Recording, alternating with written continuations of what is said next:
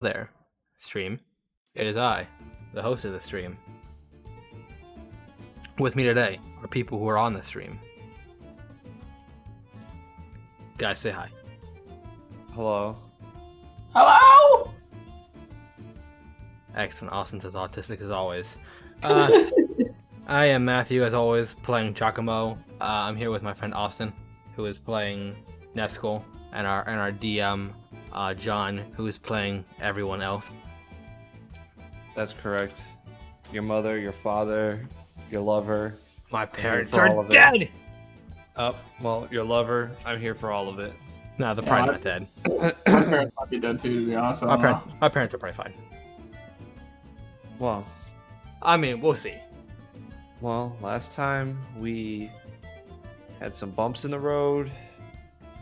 I didn't do that great of a job. No, but you're learning. I'm learning. We're in this together. It's gonna be laughs. We're about to learn Gonna what be- happens when you put the power of God in a player's hands. No. There's gonna be laughs. There's gonna be gaffs. Crying. Wait, it's Anger. gonna be crying?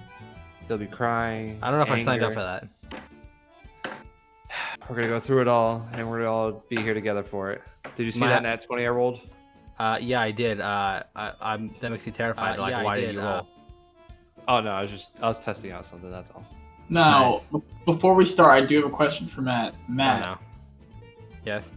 when you drag a monster from the compendium into a character sheet, it automatically has stat blocks and everything set up for them. Where do you list their health? Because, That should just be there. well, it gives you an average and then it tells you what it could be if you roll the dice. Let me see. Yeah. Hold on. So That's his health. there's no way to have the health written down kind of like you would on a character sheet. You just have to do it yourself. Yeah. If you're just gonna use the stat block, Okay. All right. Well, that's fine. Whatever. or you can recreate the stat block on a character sheet if you want to. But something tells me you're not big brain enough for that. Nope. Holy shit! What did you just look at that stat block now, John? No, I'm looking at the hit points for it. Yeah, Jesus you Christ. just now looked at that. You did Fucking- this, John. This was your idea. This is Don't fine. spoil it yet. Don't spoil it. Oh, I haven't said it yet. But you know, anyone who knows you will know what the fuck's going on. Plus, he said at the end of the session last time. Yeah. Well, it was a joke last time, but this time it's serious. Oh.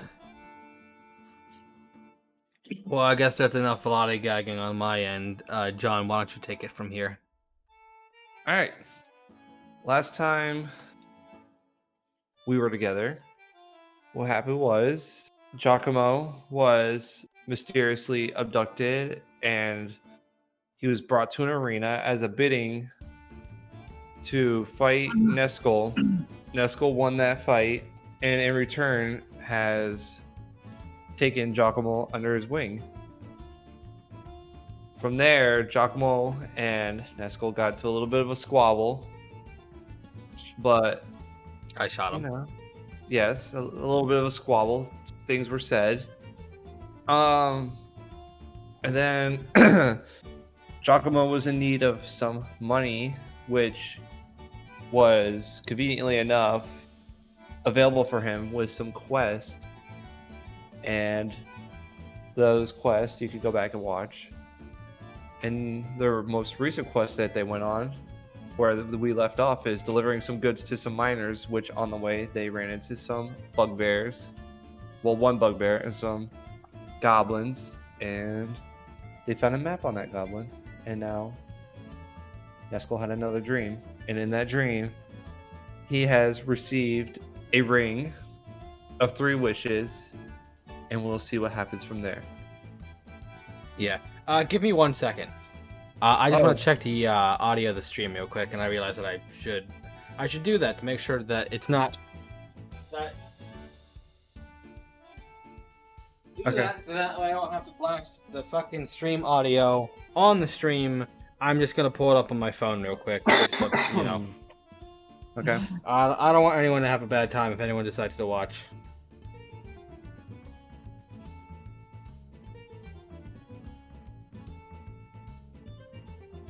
So you guys just talk about sports or some shit.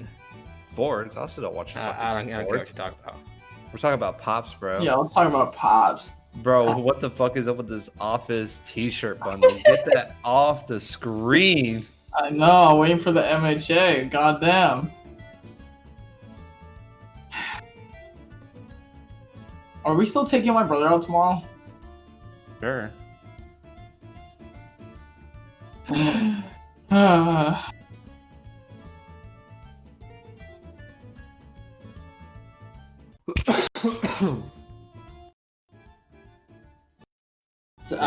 It's absolutely insane how tired I am all the time now. I just want to sleep. All right, that You should be should- better. You should have went to bed. I went ahead and turned myself down a notch and turned the music down a notch. So no, that should be fine. Okay. We can continue. Okay. So we're all ready now? Everyone's good? You got your drinks? Yeah. So what do we do? The Roll initiative? lavatory? Huh? Are we rolling initiative? Oh, no. That was just me testing something previously. Gotcha. So, all right. We'll get started then if everybody's ready. Oh, by the way, Matt, for my level 4 health roll, I literally almost got a nat 1 on my health roll out of a d12. I got a 2. Nice. It's not like you need the extra health. Nope, not think for very long. I got like a 5 or something like that on a D8, and so that was pretty good. I got a 6, so I did pretty well. All Oh right. yeah, we leveled up last session, and it was level 4. So just to say this real quick, I took the what is it? The rich? No, I already had Ritual Caster. I took Magic Initiate, and got some new spells. So Nice. I assume you took Tough. but- No, I actually did. I actually didn't. I didn't get a feat at all. I just put all 4 skill points into my stats, which honestly, I'm just gonna tell you right now that this character is way stronger than what I can become, because I have a 5 in strength, a 4 in dexterity, a 5 in con, a 2 in intelligence, a 2 in wisdom, and 2 in charisma. And I have a 19 armor class without a shield and a 21 with a shield. So, unfortunately, that's just how it rolls sometimes. Yeah, this is why for reference we're using every time you level up you gain an ability score improvement. This is why that I said that you should disable the extra statin points instead of taking a feat, just because like Austin didn't even need those extra points. He rolled so godly for level 1. So, but yeah, whatever. So John, tell us what's going on. So, you guys, if you remember, you guys went to rest, and Austin had another dream. That's where he obtained what Bane described as the Ring of 3 Wishes. Right? We're on the same page, right? Everybody remember? Yes. Okay. So, Neskel, Yes. you awaken, and it's another cold feeling in your hands. When you awaken, you could see a clear blue sky, and you could see that the sun is starting to crack through the horizon like an egg popping out of a seal. You look over at Giacomo, and he's still asleep with drool just pouring down the side of his face, puddling onto the floor. You can hear that the miners are starting to clink away at their daily routine, just getting to work. I am surrounded by shit. What do you mean you're surrounded by shit? There's like several different books stacked up. There's like pages of notes that have been thrown around, a bunch of random tools and like metal pieces on the ground, with my crossbow sitting on top of a few pieces of paper. Looks like I didn't sleep that well. So anyway, Giacomo looks like he's out cold, like like I said, saliva is just pouring down the side of his face and starting to puddle up on the rocky, hard surface of the ground. And when you awaken, you notice your hands balled up into a fist. You open your fist, and you could see the ring that was given to you. Now, this ring, what it looks like is it's gold, and it has like a round top, and it looks like there's like a sun in the middle, and there's 3 gems in the center of that sun. And can you roll perception for me? Yes, I may. Perception. 10. Okay, so you know what the ring is, and you know what it can do. That's about all you see. So what would you like to do from there? Well, I imagine like that I'm seeing this, and I kind of my immediate thought process is that like I'm looking at my hand wrong, and then I rub my eyes, and then I kind of like look back at it again, and then I think, okay, maybe I was sleepwalking and I obtained it somehow. But I'm not gonna say anything because I'll seem like a weirdo. So I'm not gonna. I think I would just put it on my finger, and I wouldn't say anything. I wouldn't do anything just yet. I don't really Okay. When you believe put that it, this is the real thing. when you put the ring on your finger, you could see the 3 gems sparkle and then dim down back to just normal looking gems. Oh my god. Okay. All right. Yeah. That'll make Neskel's heart kind of like flutter a little bit, but he'll just he'll kind of just think like dismissively of it, like, you know, a ring of 3 wishes. Yeah, right. Like, you know, I've never seen anything even close to something like that. So he'd probably just leave it alone. Is Giacomo still sleeping? You said. Yeah, Giacomo's still sleeping. He's absolutely out cold. You know, it's just the brink of the morning. Like the sun's just barely cracking through the horizon. And Sulfur-based compound.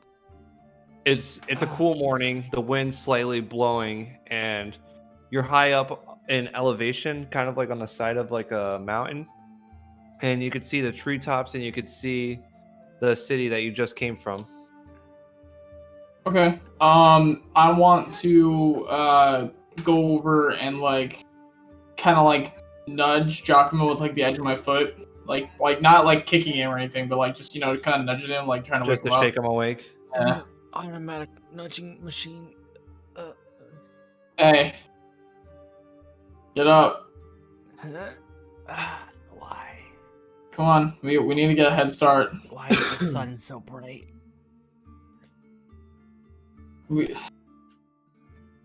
It's like you know, pretty late in the morning, so we should probably get a move on. Neskel, I made some things. I made some things that you might be interested in. What? Something that's gonna blow up in my face, or something that works, or? I sit up, and I reach into my bag, and I pull out a gourd, and I say, I've made this vial, and with it, I think I can make you basically invincible for a short period of time. Excuse me? It's a plan I came up with, one of 2, for dealing with the goblins. Plan number 1 is I give you a miniature thumper that you can have on your person, and douse you with this, and I just hold up the gourd to you. And so long as you don't make any like crazy movements and you're not swinging that axe around, either no one will be able to hit you, or no one will want to hit you. So that was plan 1. So you can do that, and then I can just pepper them with arrows from behind. Basically, you would be a living wall, while I just, take them out from long range. Idea number 2, and I reach into my bag and I put something on my head, and you realize it's a goblin mask. I go incognito as one of them, and I infiltrate the cave and I do some reconnaissance. And after that, I don't fucking know. Maybe I can blow something up. I take it off. I'm gonna suggest not the goblin mask, because if I have to go in for whatever reason and I don't know that you're a goblin, you're getting cut in half. Yeah, but if I go in first as a goblin and do some reconnaissance, I don't know. Information is valuable. Or we could just charge in and you can just, literally not be hit once. It's up to you. I like the first option. I figured you would. Now, again, this is a very slick material, so if you move around too much, like you start swinging that axe of yours around with those big, heavy arms, it's going to start to fly off. It's not going to last very long regardless, but, the more you move, the faster it'll, wear off. So just try how does this work? I'm putting this on my body? Yeah, I will douse you with it when it is time, and you will deal with it. But again, you're not going to want to move very much. So, maybe take a defensive action instead of an attacking action when it's on you, if you can catch my meaning. Now, table talk. How does this actually work? I can't attack while I'm on it. You can't attack. You can't make any kind of attack rolls, but you can take the dodge action, which would also help to your invincibility. Okay. They won't be able to hit you. If they do hit you, they'll have to make a saving throw. And even if they can get past the saving throw, you'll have the thumper shield, meaning that, But how? Luck. This is in game. So how am I supposed to be effective in a goblin fort, not being able to swing a weapon?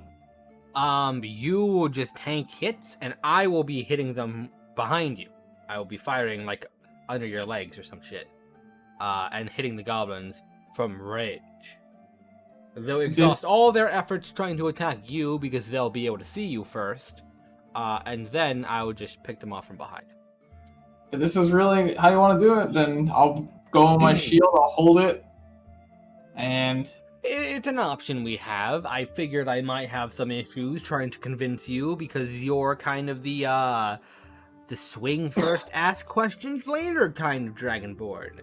So it's an option. I'm not forcing you to do this. If you want, I can just give you the thumper.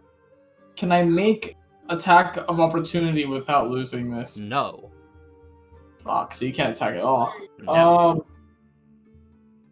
Honestly, I think if you were a spellcaster, you couldn't do that either.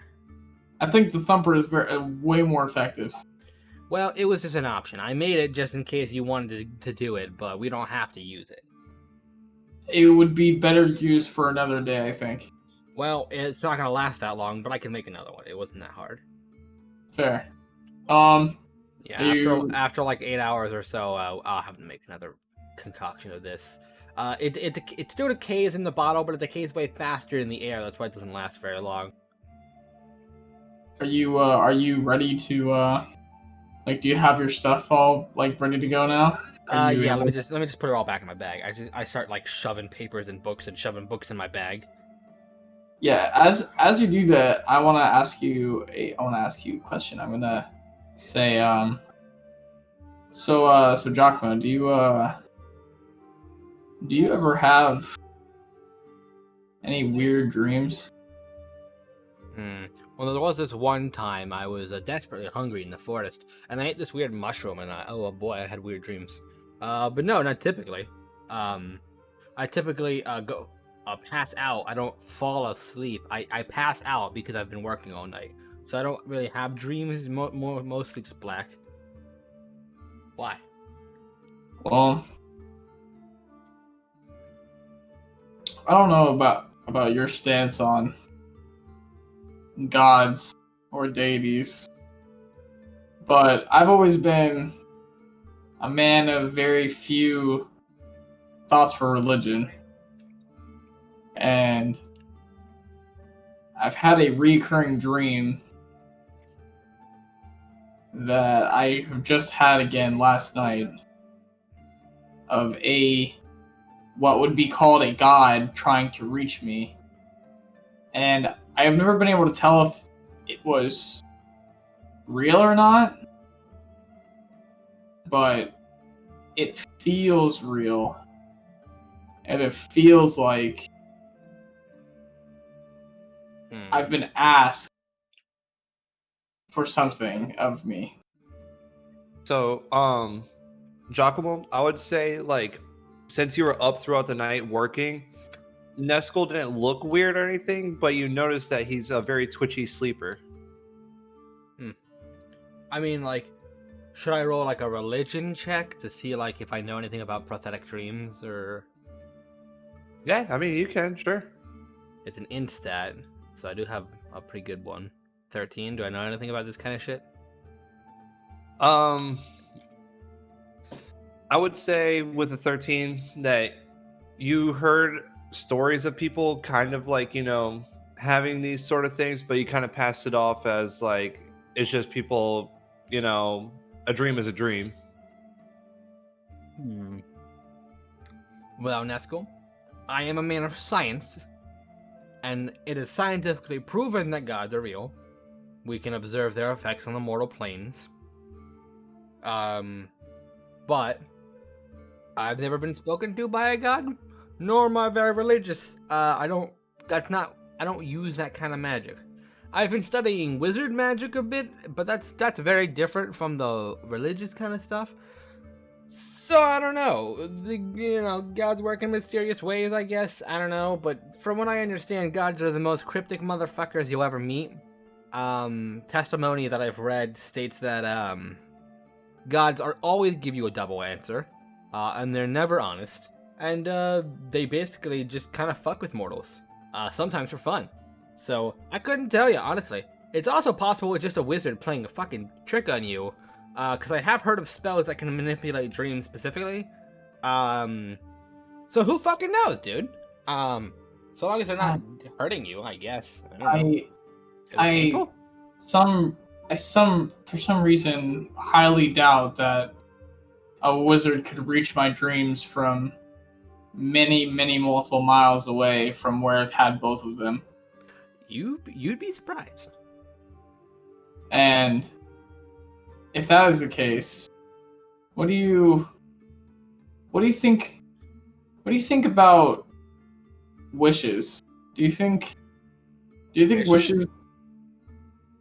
wishes can actually come true? Do you think they're real? Or do you think there's something made up that wizards use to scare people in the...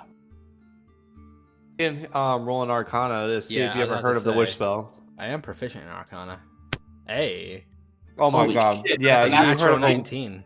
You heard of a wizard before. You met a wizard before that was able to cast wish, and you've seen it for yourself.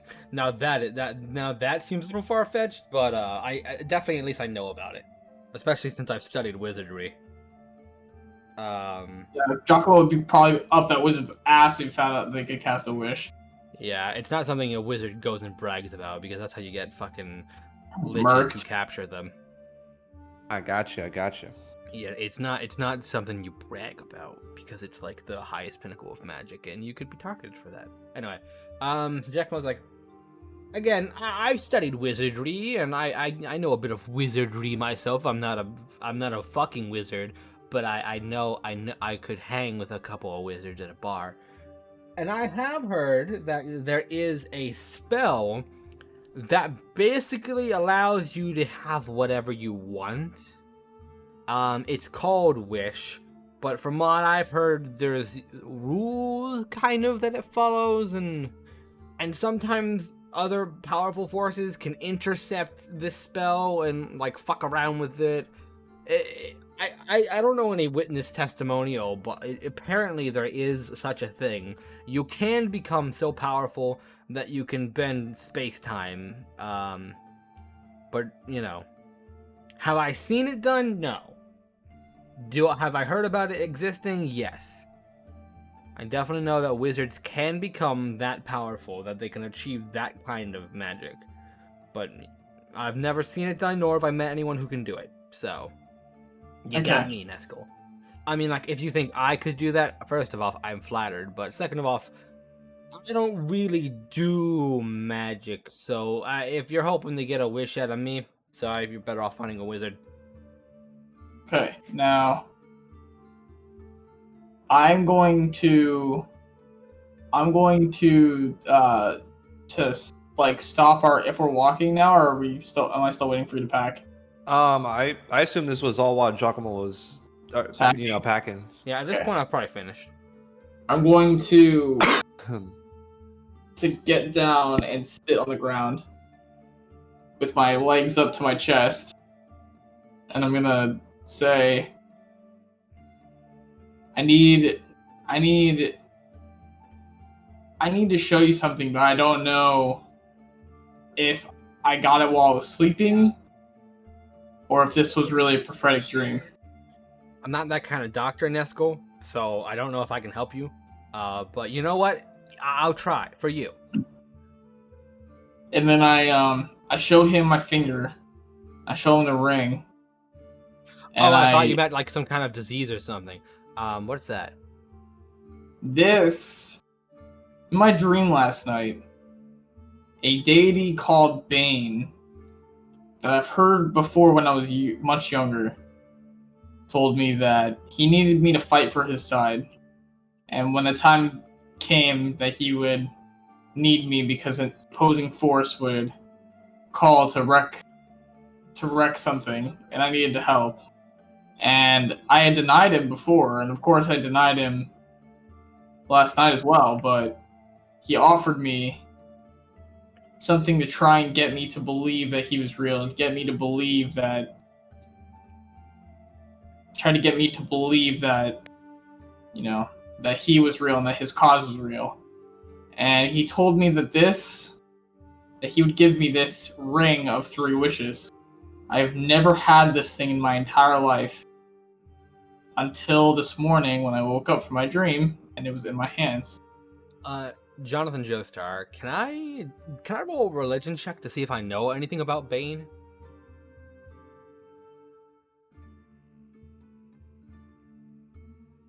John? I'm so sorry. I accidentally unplugged my mic without even realizing. Yes, you could go ahead. Religion check.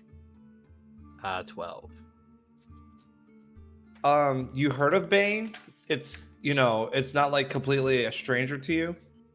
You don't know what he's about. You don't know like what lore there is behind him. So but I don't know like what he's the god of. Yeah. But you definitely heard of people wide and abroad have talked about him before. I have heard of Bane, but again, I'm not a religious man. Tell you what, Nesco, I can diagnose you. I pull another book out from my pack, and you've seen this book before. This book I would have been holding when I was using Tensor's floating disc, because I have to use it as a part of the spell. If you'll give me just a little bit of time, I can tell you exactly what that ring is, and if it really is what you say it is, and that way we can put your mind at ease. How's that sound, Nesco? We would also know if it's some kind of cursed object as well. Like maybe you're being fucked with. Maybe this is like some kind of cursed object that's fucking with your dreams. I think it's important to diagnose this before moving forward. Because honestly, Nesco, you're a cool guy, but I don't want to be in a goblin cave and then all of a sudden that ring makes you evil and you start to kill me.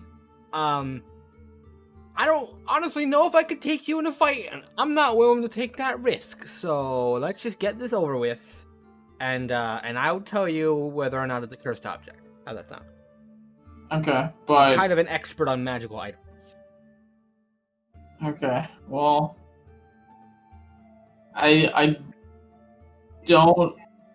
not very sure of what can happen if this is real, and I'm worried about it going into the wrong hands. So you can study it as long as it stays on my hand.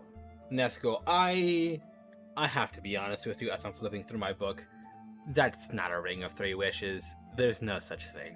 On this plane or any other, that's not a real thing. So let me just tell you what kind of curse it is, and we'll see if we can remove it. Alright. Can I roll insight? Sure. 'Cause I feel like you're trying to lie to me. Are you trying to deceive me? We'll go ahead and roll insight. Are you gonna roll deception first? I can, but you should roll insight. 20. Okay.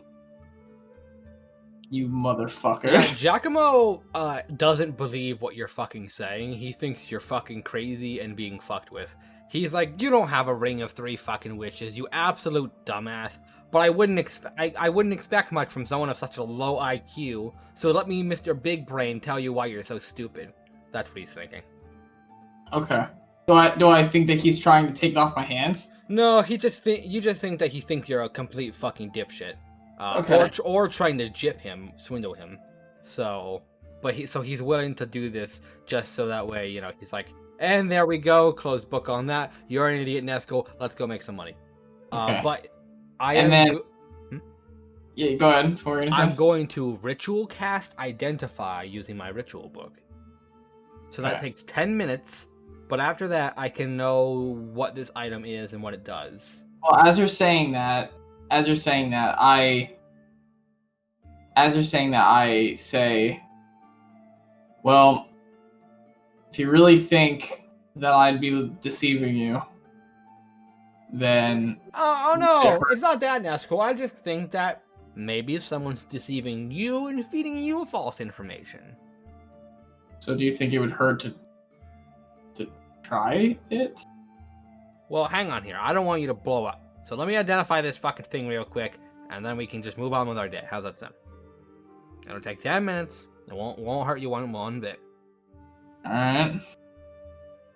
So, I identify it. What is this item? John? Can I see your thing? Can I? Oh, the spell? Yeah, I can click it. Yeah.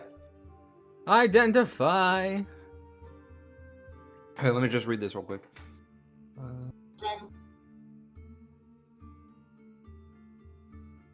You choose one object that you must touch throughout the casting the spell. You're gonna touch my ring for 10 minutes? No, I just have to touch it like once I've done ritual casting. I have to be like, boop. It says you choose one object that you must touch throughout the casting of the spell, meaning continuous. Okay, Yeah, the well, range says Are touch. you not gonna let me do that then? Well, you can touch the top of it, but I'm not gonna take it off my hand. Okay, well, I guess technically you don't have to. I can inspect it on your big finger. Your big fingy. All right.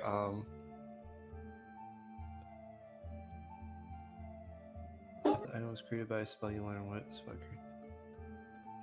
created. So Spells are affecting the item and what they are. If the item was created by a spell, it is a magic item.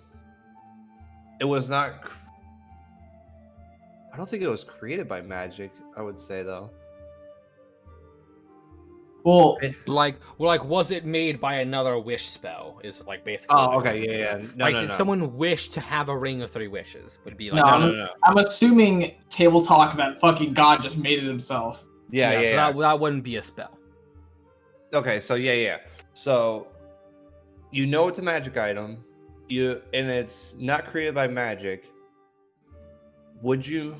I'm trying to interpret this. Would you know if it was really a ring of 3 wishes? Yeah, I learn its properties and how to use them. So I would learn exactly what it does, and like if it requires any components, like if I need to be attuned to it. Like, Oh, okay. Gotcha. So yeah, then you would. So basically, you would I just know- get the item description. Yeah, you would know that this is a ring of 3 wishes. You see Giacomo's face darken.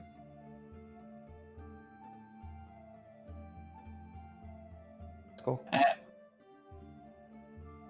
And I'm like, well, is it real? Because this feels like a fever dream. My life is different now.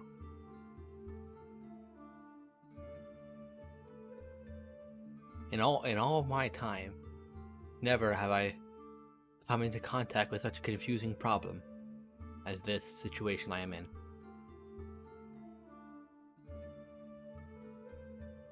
I sit down. I pull out a cigarette and light it. With your little detective hat on. I'm already sitting down with my legs up to my chest, and I say, I've never been a very extravagant person, and I've never been of importance to really anyone besides maybe a few fans in the arena. But my lifestyle has never been, let's say, the most glamorous, and I've never really had any true family. But to have something so as inconceivable as something that literally grants you wishes is unbelievable. Wow, the first image there, nice. To have something so inconceivable as an actual wish, it's still kind of hard to believe it to be real. And I've never been a greedy man. So if this truly, really does work, I'd be willing to split it with you. I'd give you your own wish. If that's something that you really wanted. I inhale my cigarette, and I just start coughing.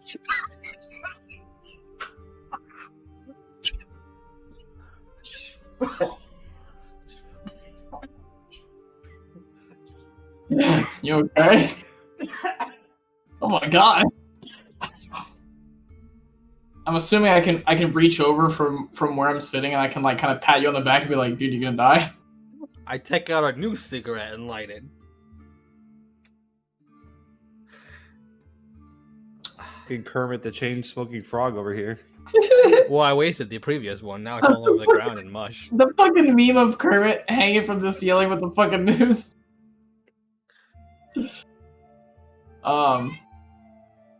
Why? Well, like I said, I've never been a greedy person, and to have 3 wishes, you know, 2, there's only one thing I can really think of that could ever even think about wanting, and so 2 is more than enough for me. And you know, you were the one that was here with me when it happened, and you seem like, you know, you could use something good in your life. So I would be willing to share something like this with you if this is something you really wanted. I mean, I would hope that somebody would offer me the same kindness if it had been given to them.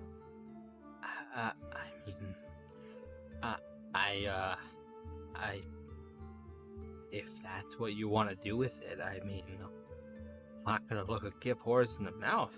That's cool. I mean, as the saying goes. If that's how you want to use it, I'm, you know, Now, not gonna be ungrateful. That's how you want to use it. I just deep inhale the cigarette. Now, do you know how to use this since you identified it? Yeah, he just needs to be attuned to it and use it, right, John? Does it have to be spoken aloud, or does it just have to be thought? Oh, yeah. No, it has to be spoken out loud. Okay. But does he need to be attuned to it?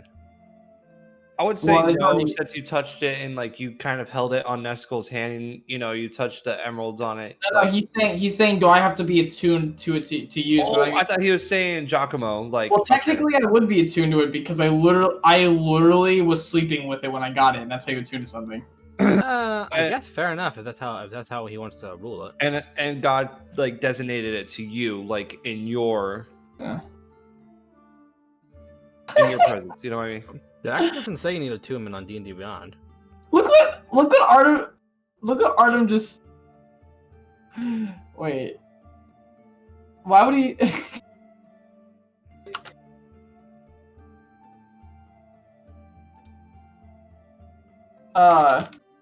So I have to. So you would explain that to me that I have to speak it aloud. Yeah, it doesn't say it requires attunement, so that's cool. I'm not seeing that it requires attunement. So yeah, you just have to. Giacomo says, just hold the ring and say whatever you want. Artem just sent me that in private chat, by the way. Oh no. Is Oh he my fucking God. lurking? He's lurking in here, isn't he? And then I That said, bastard. and then I was like, is this? I was like, is this the Ring of Three Wishes? And he was like, yeah. Nice. The one I sent is the Ring of Three Wishes, asshole. Yeah, John sent us the visual art. So I But maybe we should go outside before we do this. Let's get out of this cave. we're not. Oh, that's right. We were in Yeah, the. because I stopped. I packed up my stuff and then I stopped to ritual cast because I can't do that while moving. Okay. I walk out. Walk out of the cave. I've just got like a notebook open and I'm like ready to take fucking feverish notes on what the fuck you're about to do. Yeah, Artem, it's the official art from the fucking handbook.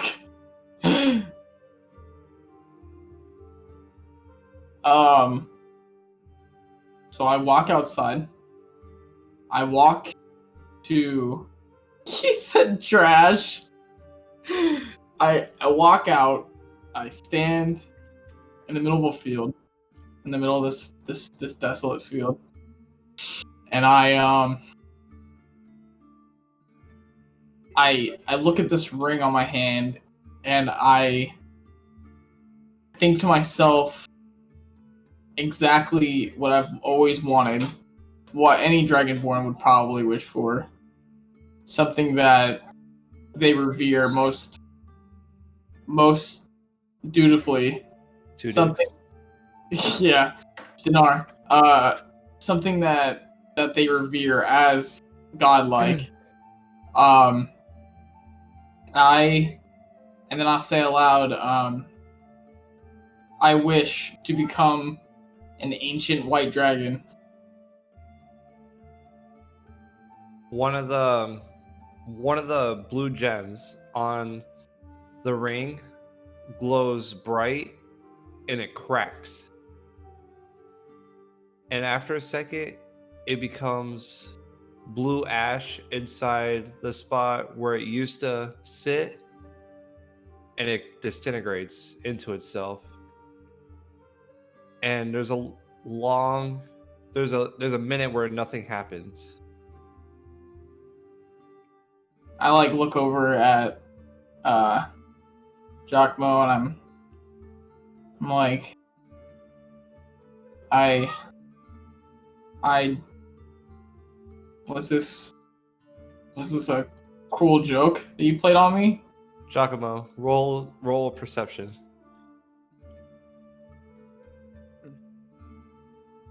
Pretty good for Giacomo. +0 modifier. Giacomo, you see like his scales, like it looks almost like a loading bar, like it's just going down his, it's just going slowly down his arm, just starting to turn white, like pale white. Friend, I think you're putting the horse before the carriage there. I just wait another minute if I were you. Neskel, you start to feel like it almost in the Dragonborn sense, goosebumps, but for like your scales. And Okay. when you look down at your arm, you see that your arm is starting to turn completely pale white like paper, white like snow. And it's now reaching down to your fingertips. And once you are completely pale white, your muscles start to expand. First, it starts with your right arm, then your left arm, and then your torso, and then you just start to morph into a dragon.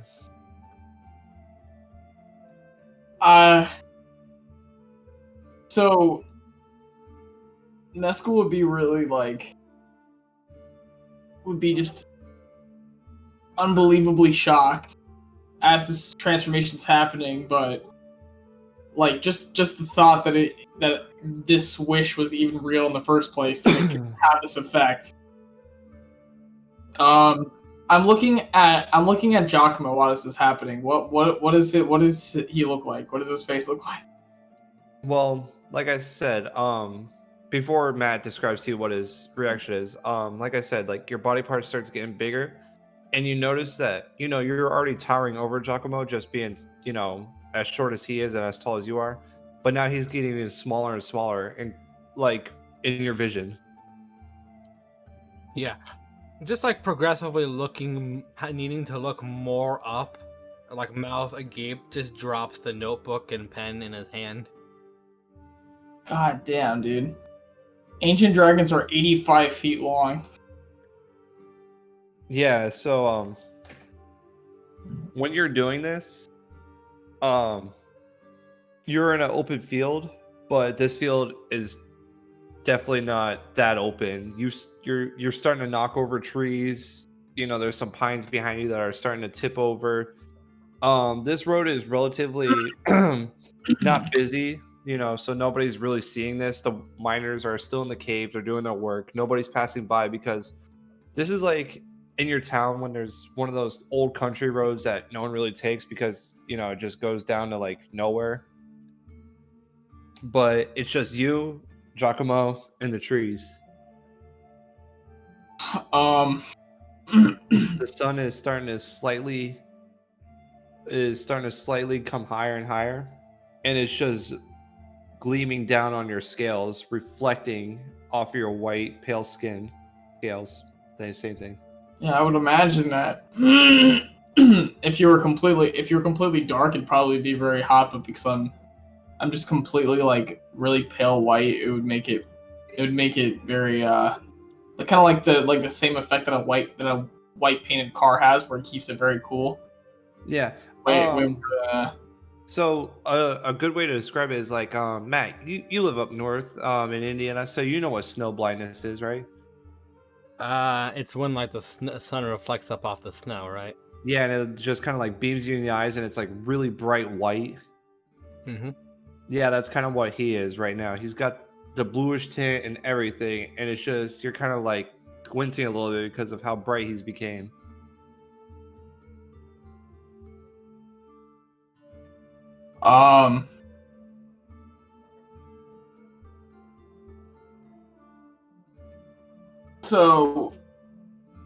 So I basically like I'm like looking at myself. I'm like moving my neck around. I'm like examining myself. I'm examining my wings, and I'm like, oh my god, look how massive I've become. Look how absolutely insane this is. My wings are ginormous, and I have a long neck and huge tail, and this is absolutely insane. Giacomo, do you see this? Slow nod up and down. I absolutely must test these wings.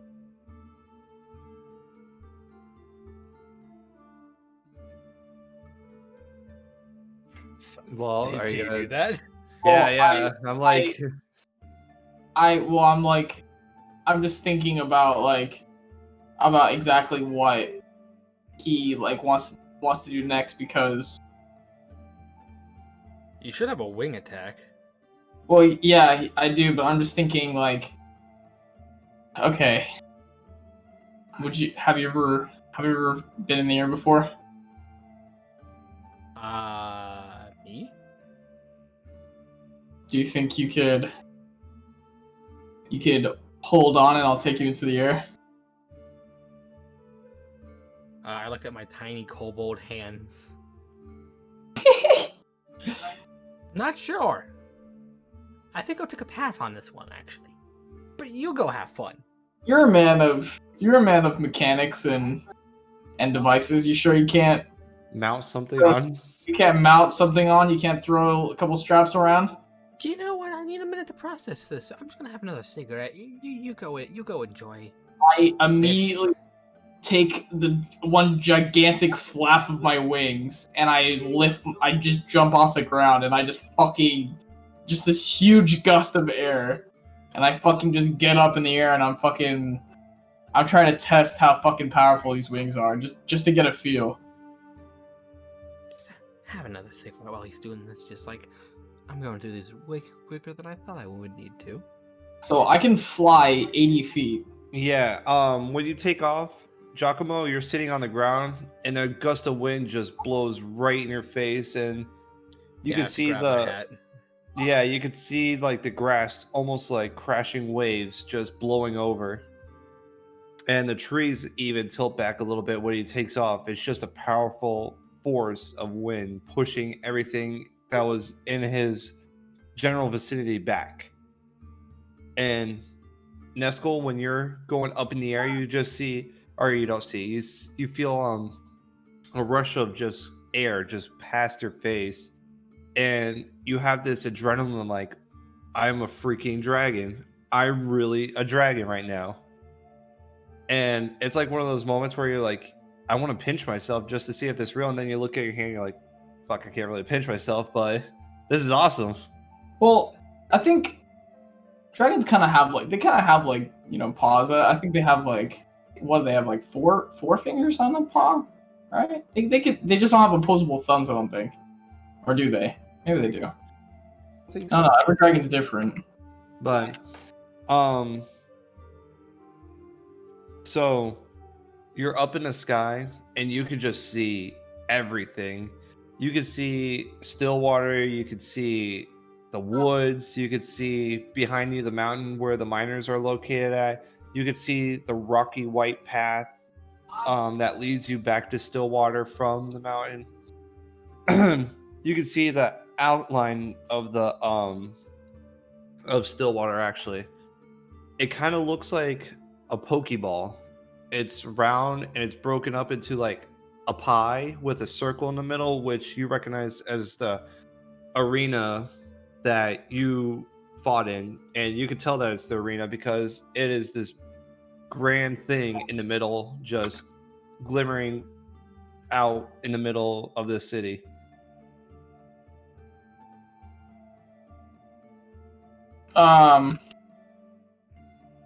Well, I'll after I see all that, just this like rush of dopamine throughout my entire body. I just feel like I'm on top of the world, and I would try to descend, and go back to where Giacomo is, and let me see something actually real quick. Hold on.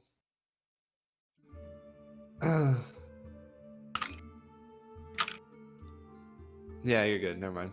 I'm good. Yeah, you're right. So your descent to where Giacomo is? Yeah. Yeah, I come back down, I descend towards where Giacomo is.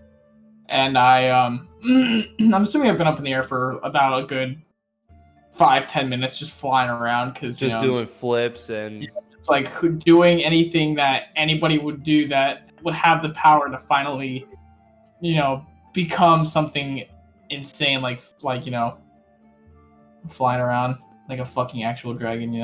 Yeah, just doing little barrel rolls, flipping around, flying up as high as you can and then diving towards the ground and catching yourself and swooping up. That type of thing. Yeah. And just for reference, this was the best white dragon picture I could find that would fit into Roll20 like pretty well, so that's why I use this one. Okay. Yeah. I'm assuming I look similar, but not exactly. The wings are kind of more like bird-like because they got that little black like spikes on the end, which kind of look weird and whatever. But I would say not as bird-like. not as icy. Yeah. Yeah, not as bird-like. Like you look like you're kind of like engulfed in ice from this kind of like from where I'm sitting. You would be more scaly, more so than like ice. You know? Yeah. So I come back down and I look at Giacomo and I ask him if he I look at him and I'm like, have you figured out anything yet? Would you like to take the sky? Giacomo's just got his face in that cookbook, just like flipping through it like a madman. Huh? What? Would you like to take to the sky? Do I have to? Yes. Okay. I think you need, just to get up. Wouldn't you want to be able to be where no Coldwood has gone before? I think I'm already there. That's cool. I think I'm already there. But, Climb up my wing, and I extend the wing out to you. Say, tighten a strap around something on my back. I would also like to preface before I get on that there are easier ways to kill me. Just in case, you get any ideas. There are easier ways to kill me. I don't want to have to. If you want to kill me, just do it now. I'd rather not fall to my death. I am not going to fly insane with you on my back. I'm just merely I'm thinking. just saying. I'm just giving you some ideas. Okay. Would you rather fly back? What's the name? Waterdeep? No, Stillwater. Stillwater. Okay, I knew it was water. Yeah, Waterdeep is Forgotten Realms. Would you rather go back Stillwater on foot, or would you rather fly? I said I'll get on. I'm just, wanted to make it clear that there are easier ways to kill me. I'll get on the dragon. Okay. You get on the dragon, man. Do I even have anything that I could use to like secure myself? I don't really. Do you have a bunch of stuff on? My second wish will be to give you strap. Yeah, I mean, like, I can if John will allow me to like MacGyver. Actually, I have rope. If I can use that. You could do it like a horse, where you put it through his teeth. No. I feel like he'd bite. I feel like he'd bite through the rope. I can just like, I don't know if I can like lasso around his neck and like just tie myself to his neck. Sure. Yeah, sure. That sounds good to me. Okay, I just do that and I say, all set. Okay. Do you have your stuff on the ground still? You just took. No, I grabbed it. I don't go anywhere without my stuff. Okay, you have everything. All right. Mhm. So then I just, like I said, with a single bound, I just kind of give myself like a running start, and then I just fucking like jump, and then just like the single gust of wind from the wings comes down, hits the ground, and I just fucking take off. Giacomo, roll a strength check for me. It's like the first time someone's been on a roller coaster, just a sinking feeling in your stomach. Giacomo, roll a strength check for me. Which was something else you asked me to do. I would give him advantage because he's got the strap he's holding on to. He passed anyway. I was gonna give it to him. Alright. Yeah, that's what we'll do. That's fine. So you guys take off to the air. Again, Giacomo, you see the same thing that I explained to Neskel, that you could see the shape outline of the city, where it looked like almost like a Pokeball, where the arena was sitting in the middle. And then you can see a small part of the woods on the left-hand side cleared. There's pine trees all lined up throughout the woods. It looks like a stack of dominoes almost. And there's just this one little area that's kind of cleared out. And from there, you could see smoke just rising above the canopy of trees.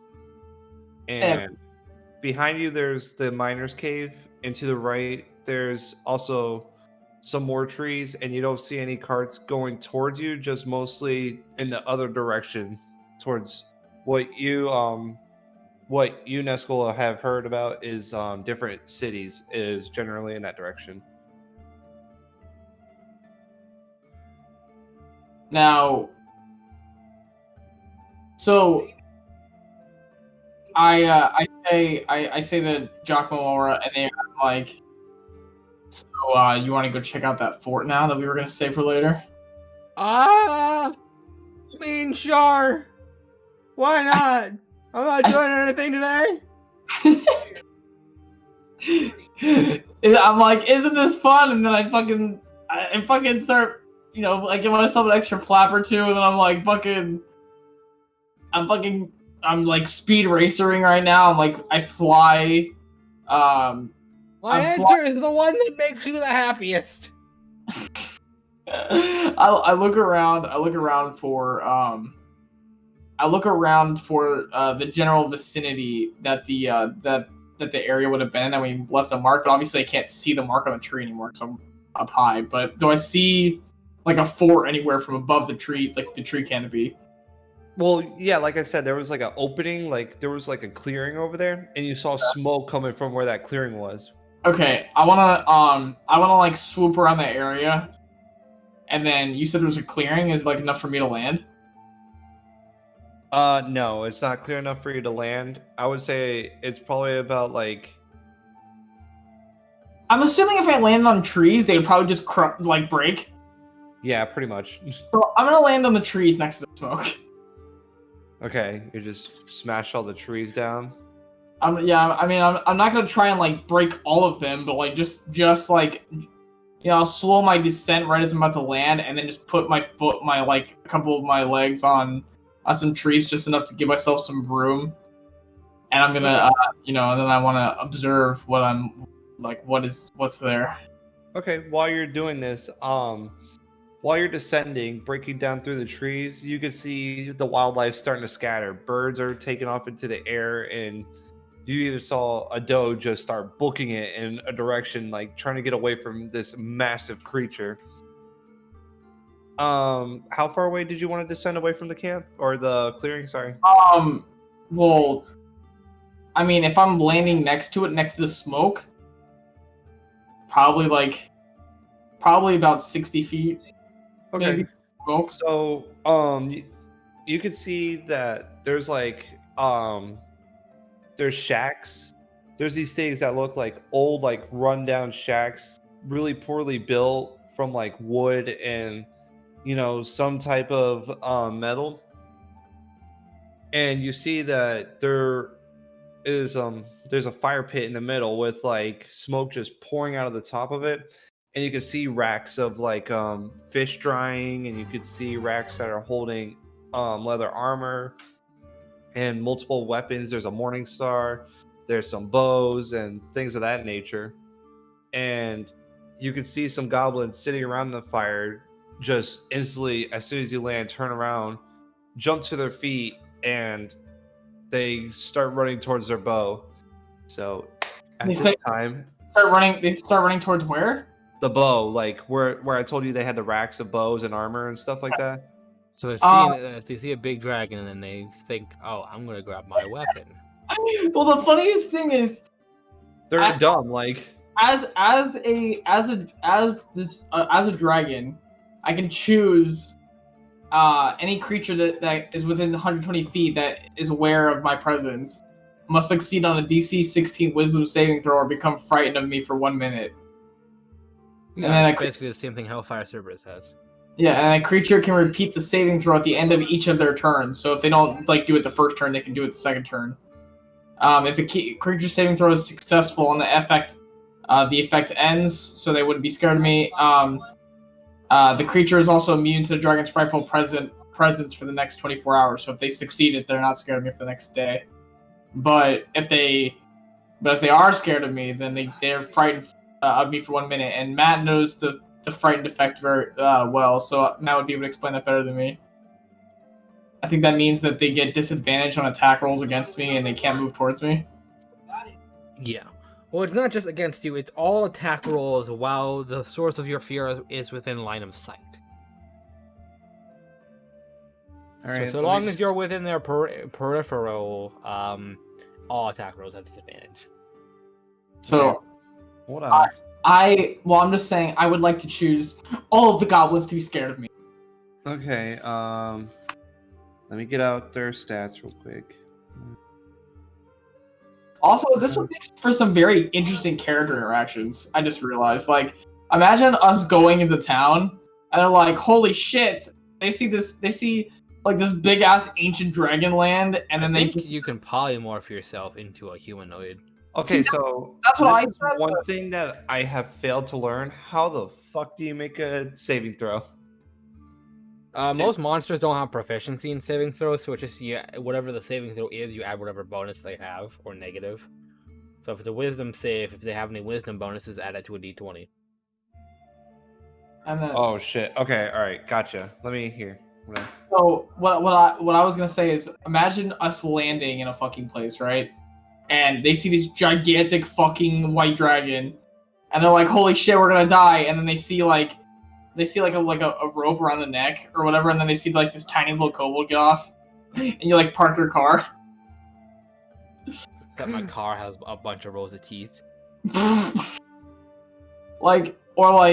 And yeah, dragons can polymorph themselves, and I would imagine that if I could polymorph myself, I'd turn myself back into normal Neskel. Because I have all my items on me still. I just don't know how to do that yet. Like Neskel wouldn't even know the magic aspect of that because he's never done it before. You know what I mean? So he wouldn't know how to use spells or anything like that. Is my initial thought. Yeah. All right, so let me read the stat again. God, the only MHA one John was Stain.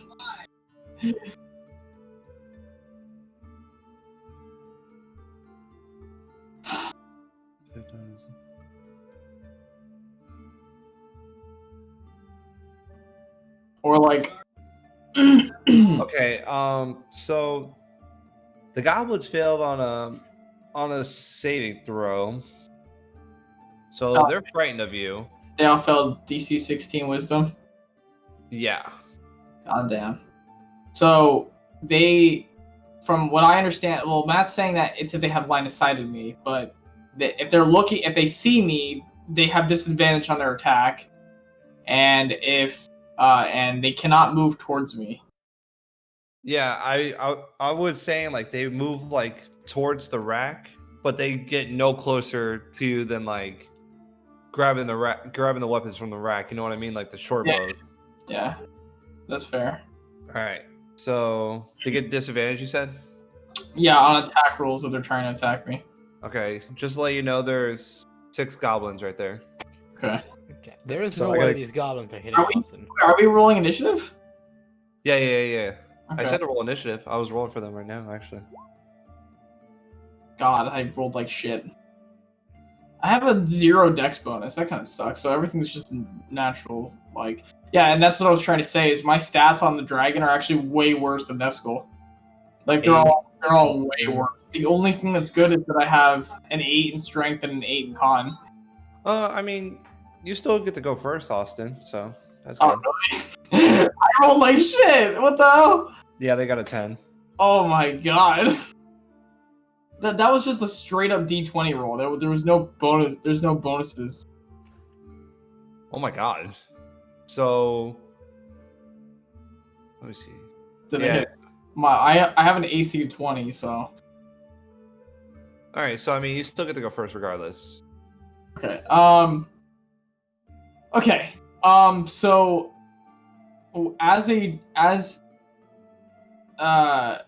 okay, so that it uses the frightful presence first, and then it attacks. It makes 3 attacks. 1 with its bite, and 2 with its claws. But I'm assuming I can adjudicate those myself. So I am going to now they have short bows, but you said they grabbed them off a rack. Is there a wall that they're hiding behind, or are they just out in the open and these racks are No, off? this is out in the open. Like, there's no wall. Like I said, there's like a shack that was like poorly built. There's like the rack for they were drying like fish and stuff like that, and then like there's a rack for like armor and weapons. Sorry, couldn't think of the name. So I'm going to make 1 bite attack on a random goblin. Okay. 22. Okay, that hits. Okay. So, oh my god, I nat fucking 20 on on some of the damage. That motherfucker dead. So that dude's dead. And then I take the claw out and I go to hit another one. Okay, that hits. Oh my god, dude, that was a perfect crit on the damage for both of the dice rolls. Okay, so basically these goblins, they're shaking in their boots, like they're like yeah, thinking that pointing the bow at you is gonna do anything, but you just walk up and you just sink your teeth right into the torso of one of them, and you hear another goblin like to your left mutter something in goblin. And when you hear this, you just turn at him, give him a death glare, and just slash right across his chest. And his liver and his organs just pour out, and crimson just covers the grassy field that they're in. Oh my god. For this last attack, I want to imagine. All right, well let's see if I hit first. Okay, yeah, that hits. Jesus Christ, yeah, that hits. Does that kill though? That's not very much damage. That it's a goblin. Okay, well I don't know because last time they had an AC of 15. They do still have an AC of 15, my friend. Oh my god. Okay, well, so I would like to imagine a dark bookcase. No, I would like to imagine a scenario in which the tail comes down at one of these goblins that's looking at the other goblin, like being like, "We need to retreat, we need to retreat," and then all of a sudden the tail just comes and fucking hits him full force on the body, and he just goes flying like 100 feet. And then yeah, when he goes flying through the air, you could see his little body hit a tree, and just out the middle of his chest, a branch, just a little goblin shish kebab. oh my god, I get 3 legendary actions per turn? Oh, Jesus Christ. Oh, per round, okay. Alright, so then I fucking, after I do that, after I just destroy half their ranks, I like look up at the sky and I laugh. I'm like, I feel the power, and then I fucking like, give myself like a little roar. And then I start laughing. And I'm like, alright, Jocko, your turn. No, it's actually the goblin's turn. Yeah, I didn't think so. I know it's the goblin's turn, but I say that to you. Oh, okay. So one of the goblins, he's shaking, like he's holding the bow like pointed at you, but this thing is not steady at all. I would imagine. Let's see what he gets. Oh wow, that was a really fucking good roll. And that was a terrible roll. All right, that was a 9. Okay. So, Matt, when you usually like watch over your hit points, now should I just give myself the average hit points because I didn't actually roll for hit points? Yeah, probably. I should roll for. No, you should just give yourself the average. Just give myself the average, okay. And then where am I keeping track of it? I don't know, on a notepad. Oh, is that how you do it? I mean, that's how you can do it. I don't know how you want to keep track of them. I guess. You can punch them into a calculator for all I care. You're not gonna take any damage. I guess I. Damn. You really. Alright, Something I'm tells gonna me keep this it. encounter isn't balanced around an ancient white dragon. What's the point? I'm gonna keep track of my health in my bio. That way I can keep track of it. Okay. Also remember, every turn after you use your breath weapon, you can roll a d6 to see if you get it back. What? Where does it say that? It's not a once a day thing. It should say under the breath weapon. You roll a d6 on a roll of a 5 or a 6, you get it back. It doesn't say that. It's the exact same thing I have for Hellfire. Each creature in the area must make a DC 22 Constitution saving throw, or take that much damage on a failed save, or half as much damage on a successful one. It doesn't say anything about being able to recharge it. That's how the breath weapons work. They recharge. Oh, well, it says recharge 5 through 6. Yeah, if you roll a d6, if you get a 5 or a 6, your breath weapon comes back. What? And then it recharges. Well, like. All right. So let's say I don't roll a 5 or a 6. Then it's not back yet. Oh, so I can get it back whenever. Okay, I thought Yeah. it meant I have like 5 to 6 recharges throughout the day. No. You can recharge as many times as our time in the day. Okay, all right. So it's the goblin's turn. Did they hit me? Okay, the first one didn't. I was gonna do the second one. Oh shit. Okay, no. So no. Basically what happens is the first one fired and his hand's so unsteady that like he can't really aim properly and he just shoots right past you. And then the second one, he's so scared that he forgot to cock back the bow before pulling the trigger, so it just pretty trigger. much The bow trigger. Yeah. Yes. The string. I couldn't think of the fucking word. And then the third one. You killed 4. Wait, no, I killed 3 of them. Oh, you killed 3 of them. I only did 3 attacks. Hey, let's see. Oh, that one actually hit. Okay. Let's see here. Short bow. 1d6 plus 2. Austin, you take 6 points of damage. No, I'm a dragon. What the fuck? Yeah, so this one shot you and it hit you in the lip, and now you look like a cliche, like, emo kid from high school. God damn it. You got a little lip piercing now. 6 damage? Alright.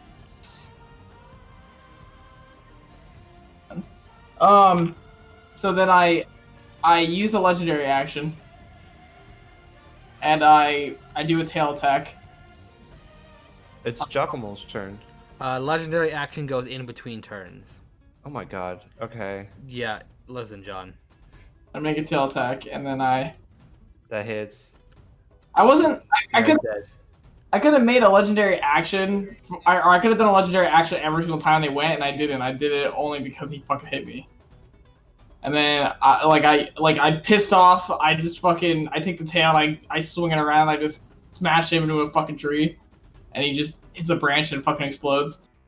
And then I like pull out the fucking air out of my mouth. And I'm like, ow, kid. And I'm like, okay, Giacomo, it's your turn. You just politely give him a turn. I'm like, Is there anyone left? Yeah, there's 2 goblins left. I throw a firebolt at one of them. Jesus Christ. Okay.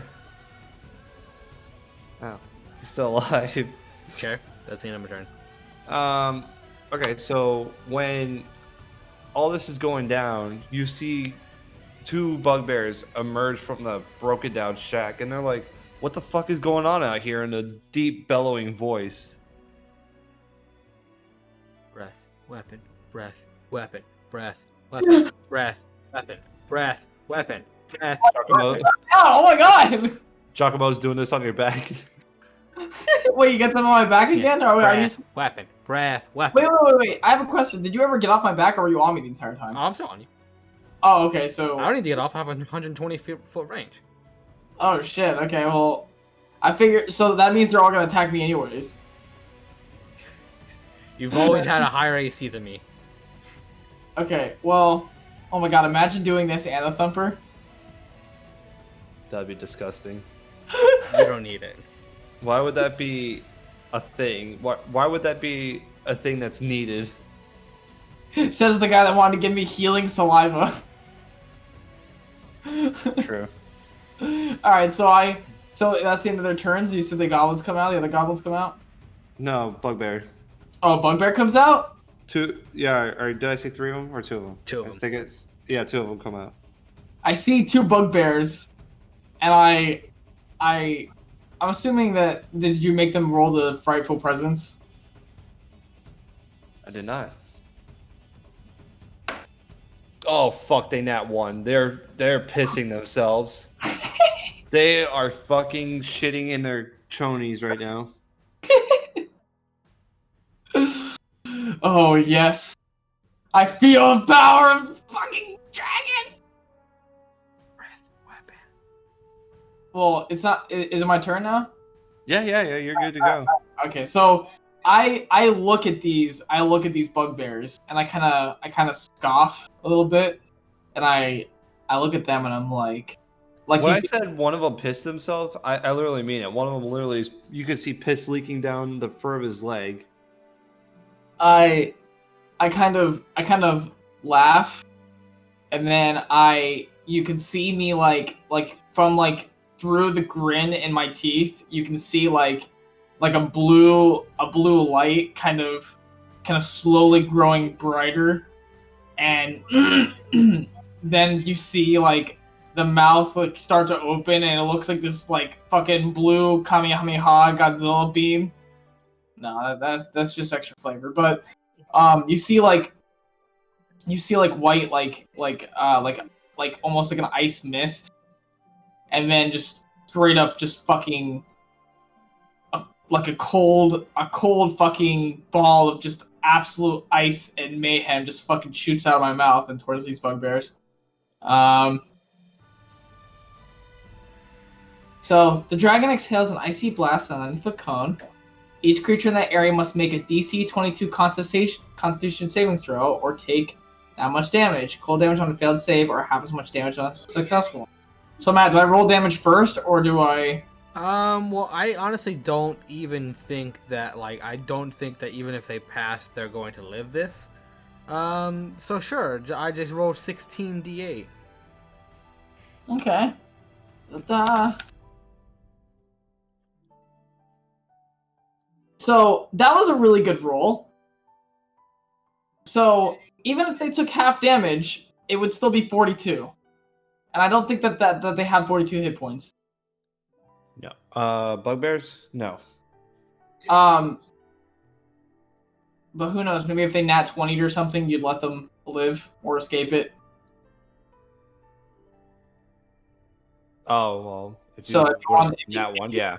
Yeah, if you want, no, I'm talking about if you wanted to roll like a Constitution saving throw or something. If maybe if they nat 20, they get out of it. Or you're not gonna bother with it. I'm not gonna bother with it.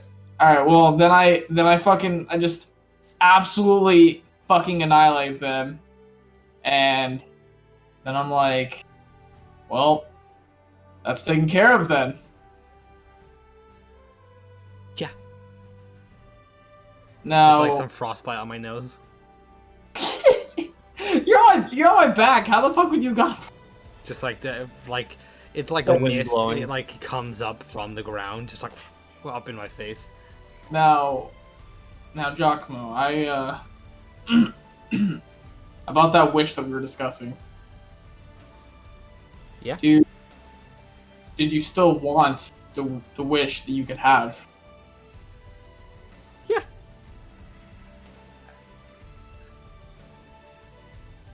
Okay.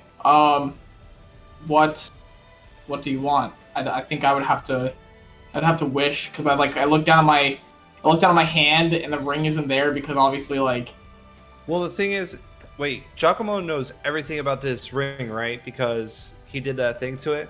yeah. He knows literally everything on. He knows there's a cooldown then. That's a homebrew thing. You didn't say that's a cooldown.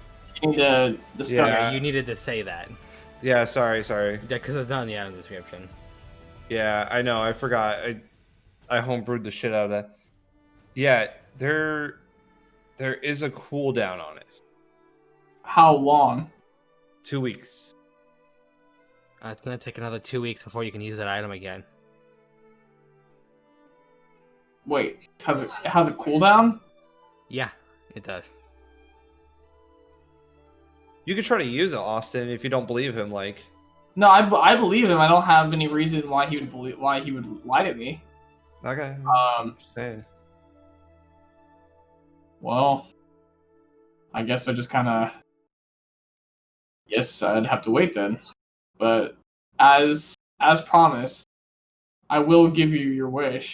But if you don't mind me knowing for the time being, what is your wish? What do you want? I'm still thinking, honestly. Well, you got 2 weeks to think about it. And then when the time comes, tell me what you want and I'll wish for it. I don't really understand fully about my own body because I'm not, this isn't how I was born, obviously, but I'm sure I'll figure out more about this as time goes on. I know dragons are very magically inclined, and I would not even know how to access that just yet. So, I'm assuming that, is there any sort of like actual fort around though, John? Like you said, there's racks, but is there a building? No, these guys, they're just kind of bumming it out in the woods. But if you'd like to go into the shack, you would have to revert back to your former self. Yeah, I don't know how to polymorph. Now, I don't know how you wanna adjudicate this, John, but like, is there a way that I would be able to, like, actually, can I make a roll for it? Is it like an Arcana roll, maybe? See, that's the problem. Is like I can't make Arcana rolls anymore. I don't know how to do that. Just use Neskull's Arcana. No, but I have different stats on him. Just roll d20 and add your in bonus. Well, now this is what I don't understand. So, John, you said that I'm keeping, I'm using the stats of the White Dragon, but you said I'm keeping my mind, right? Like I still have the same mind as Neskull. Yeah. So, am I keeping my stats for like intelligence and wisdom, or am I just keeping the stats of the White Dragon? Because on Neskull, my stats for charisma, wisdom, and intelligence are 2, 2, and 2, whereas on the White Dragon it's 0, 1, and 2. I would keep the 2, 2, 2, 2. Okay, I don't. Yeah, that would be something I'm gonna have to look at Neskull sheet for because I can't change the White Dragon's one, and that's kind of annoying. Okay. So I'm just gonna Arcana. You said. No, yeah. Okay. Well, you switch back. Oh, I know how to do it. I can do it. Like I know how to polymorph. Yeah, like it just comes second nature to you. Like you think long and hard about it, you focus on it, and you could feel yourself shrinking down until you're in the middle of the field on all fours with Giacomo still on your back. And then I'm like, all right, get off me, goddamn. I just fall off his back.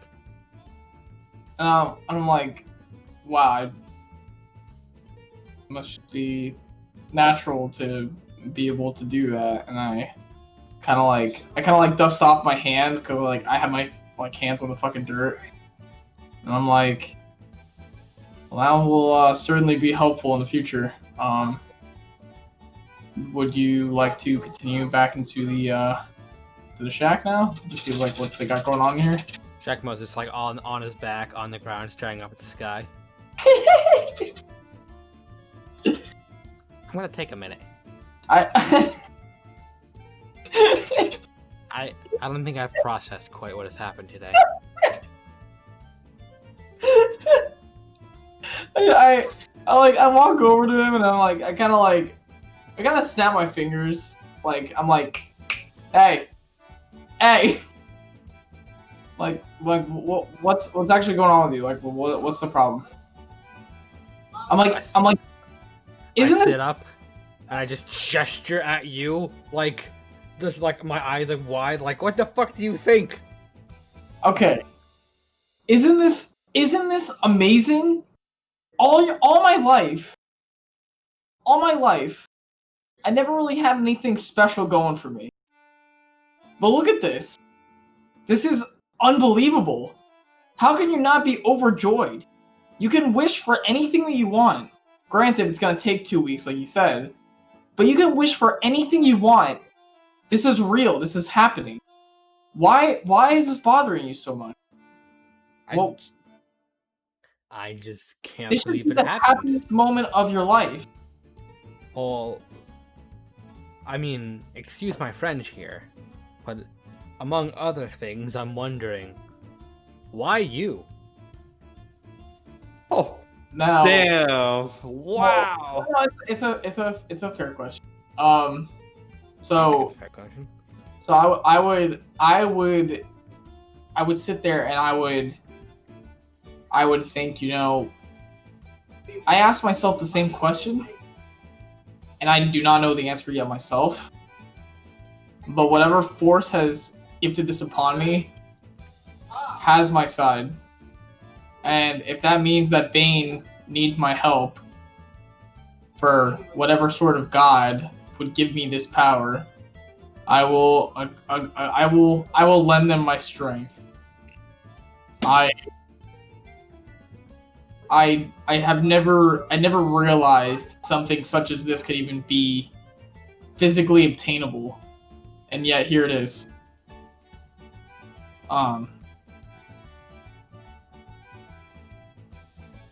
I'll get up and dust myself off, dust off my little coat, and sort of, get some of the dirt out of my hat. Well, if I guess if you want to investigate this, the remnants of this icy hellscape, let's go ahead. Okay. We're just standing in a winter wonderland. Yeah, I take the rope off from around my neck because I'm assuming there's still a rope on my fucking hanging on my neck. I take it back. Yeah, I give it back to you and I'm like, alright, well. All that. I look at my crossbow, which I had tinkered with. Like, this was supposed to be the most exciting thing about my day, is this crossbow. And I just think like how how fickle life is. I went to bed thinking that the most exciting thing of my day would be getting to punch goblins in the face with a bow, and now I've taken a ride on a dragon and watched it obliterate a goblin camp. So my life is very different now.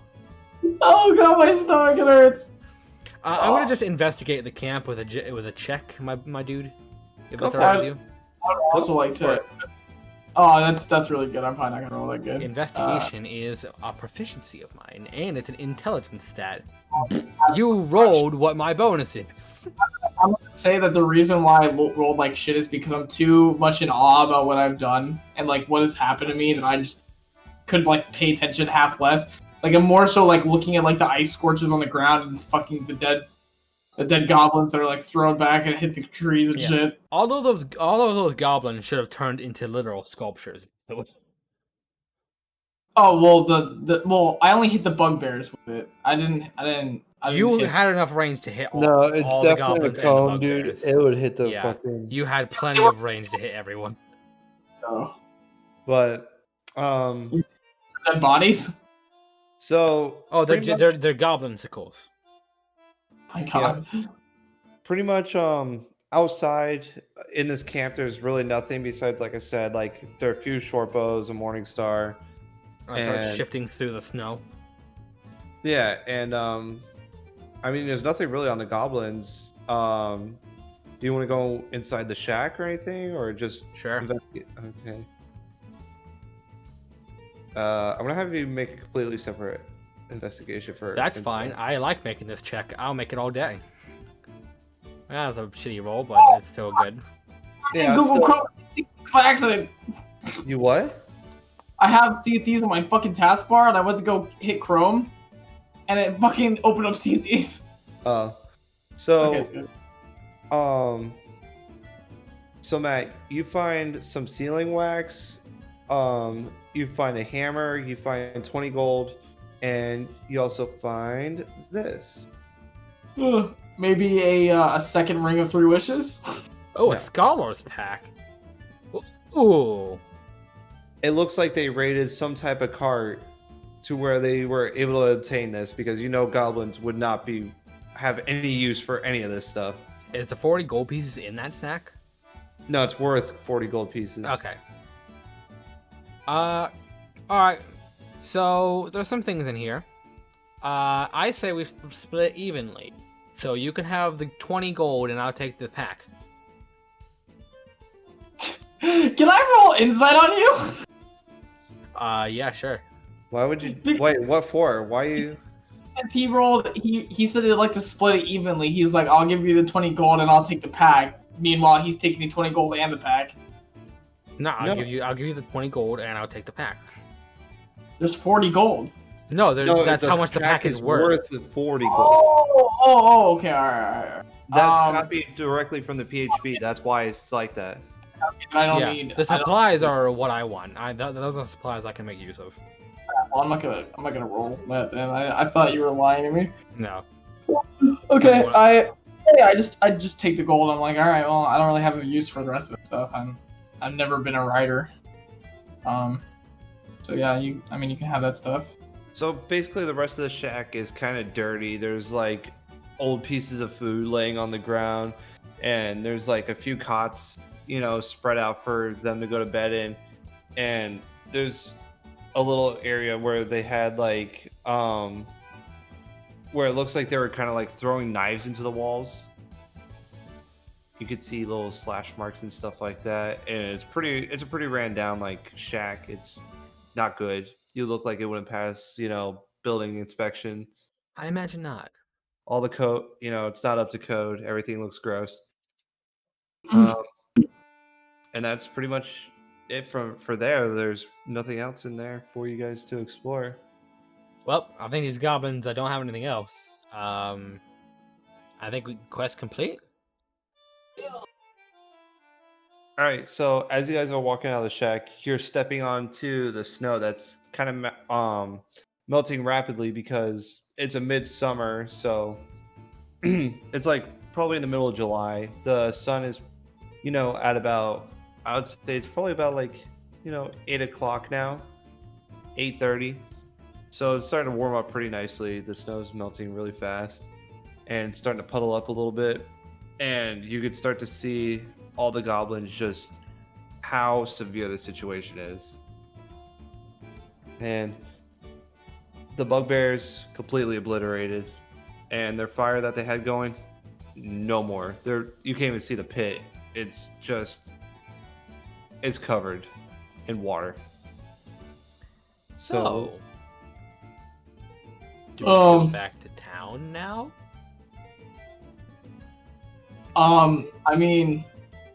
I don't know if you're busy doing anything else, but I don't really have anything else to do, and I'm sure as hell not going back to the arena. I can now live whatever kind of life I want to live. I can make any kind of money I need to make to survive, so I want to... I think my schedule's free.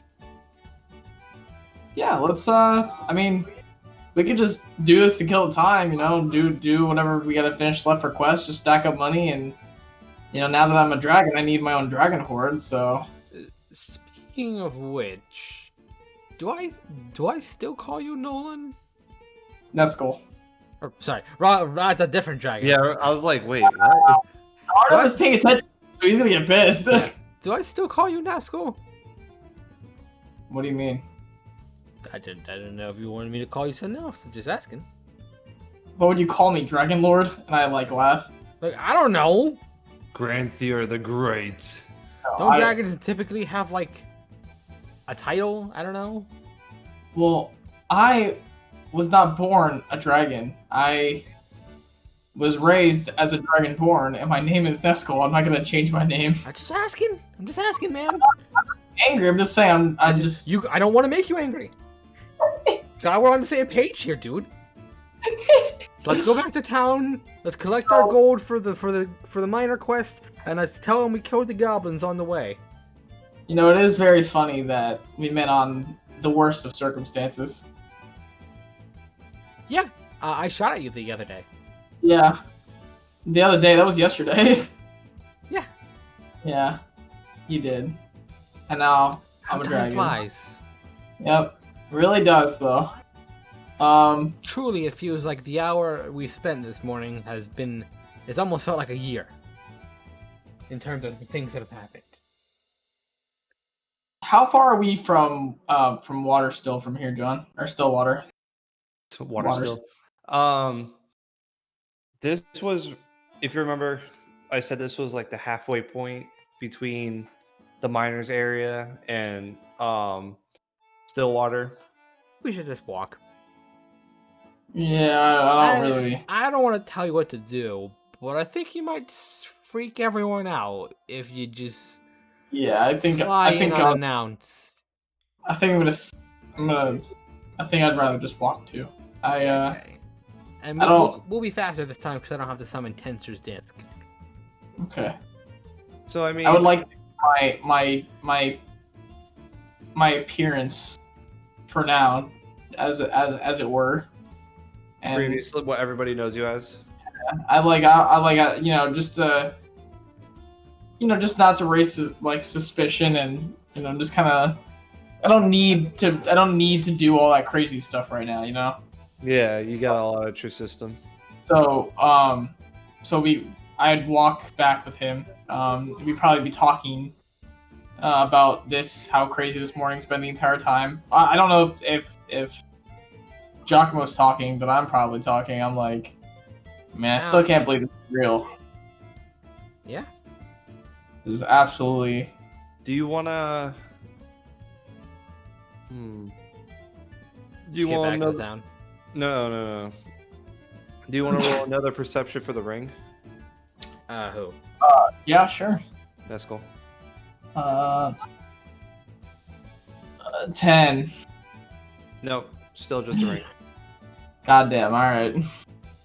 All right. So you guys are starting to track your way through the woods. You got Neskel. You can obviously remember how to get back because of where you landed and being high up in the air. You got a good overview of the layout of the land. So you guys start to break the line of trees where it separates between the road and the woods. Okay. And you start to get back onto the rocky, dusty road and head back towards Stillwater. Okay. As you're heading back to Stillwater, it's, about mid-morning. It's getting fairly hot outside, which, doesn't really bother you. You're a fucking dragon now. And you start to approach up onto onto Stillwater, and you can see where the line breaks from woodland to city life. The streets are bustling, women are with their kids, and there's men moving cattle, there's people doing an assortment of things, and I know I did a poor job describing the city last time, so I'm gonna go ahead and go over that now. So like I said, it's like a Pokeball, and in the middle is the arena. On the upper left-hand side, there is what I wanted you guys to imagine is like a shopping district. Like that's where the blacksmith is, that's where the trade, the bargain store is, and things of that nature. And on the top right side, that's the housing district where all the folk of Stillwater live. And on the bottom part, that's where the hotels are and the taverns, the touristy parts. Okay. Which way are we coming in from the town right now? So the way how you're coming in is you're coming in between the tourist area and the market area, the shopping district. Okay, so we're coming in from the left-hand side. Yeah. And you're going you could see the arena right in the middle. You guys are going down the middle of this town, basically to where shopping is on your right, shopping is on your left, and tourist is on your right. Okay, so I'm assuming the mayor's place is on the bottom section area, right? Yeah. Hey, real quick, John. Yeah. Well, you said we're passing through the shopping district, right? Yeah. There were a few things I wanted to buy. If you'll let me do that real quick. Sure. What do you want to buy though? So I already noted these down just for speed. I want some chalk, which will cost me a copper piece. A grappling hook, which will cost me 2 gold pieces. A 10-foot pole, which will cost me 5 copper pieces. and a healer's kit if I can get it, which will cost me 5 gold pieces. Okay, so I would say for the pole, you would need to go to the blacksmith, Okay. and for the other parts, you could go to the bargainer's market. Okay. I also wanted a wizard staff, but you said there was no like magic place, so I didn't know if there was another place I could get a wizard staff. Yeah, we Not in this town. Okay. probably. So, but I can pick up the healer's kit, the grappling hook, and the chalk. Yeah, so basically you guys make your way into the to the edge of town, and you could take this road that curves up and to the right into the shopping district. And when you get in there, there's people out there with food carts, there's people out in front of their store for like sweeping it up for like the bargain market, and you can hear the clinking of the blacksmith. And you would like to go up to the bargaining mart first or the blacksmith first? I guess the bargaining mart. Okay. So when you get to the bargaining mart, there's a man there, and he's a human. His name, well, you probably wouldn't know his name until you ask, but his name is Christopher. And when you approach, he's like, "Hey, what can I do for you today?" Yeah. Do you have any healer's kits? Let me check the back. You notice, as he starts to walk away, he's kind of a heavy-set man, and he has like really long hair down to his shoulders, and for some reason he has like a bandana wrapped around the top of his head, like he's stuck in his 20s.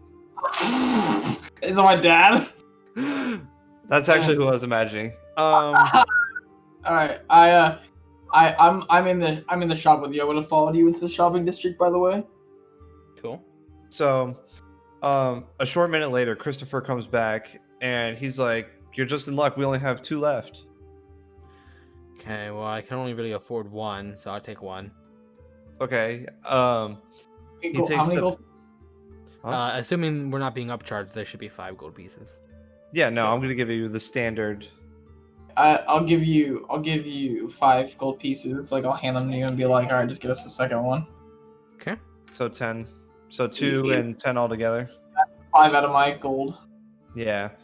All right, and then he goes in the back and he grabs the second one, and he pushes the curtain back in, plops it down onto the counter again.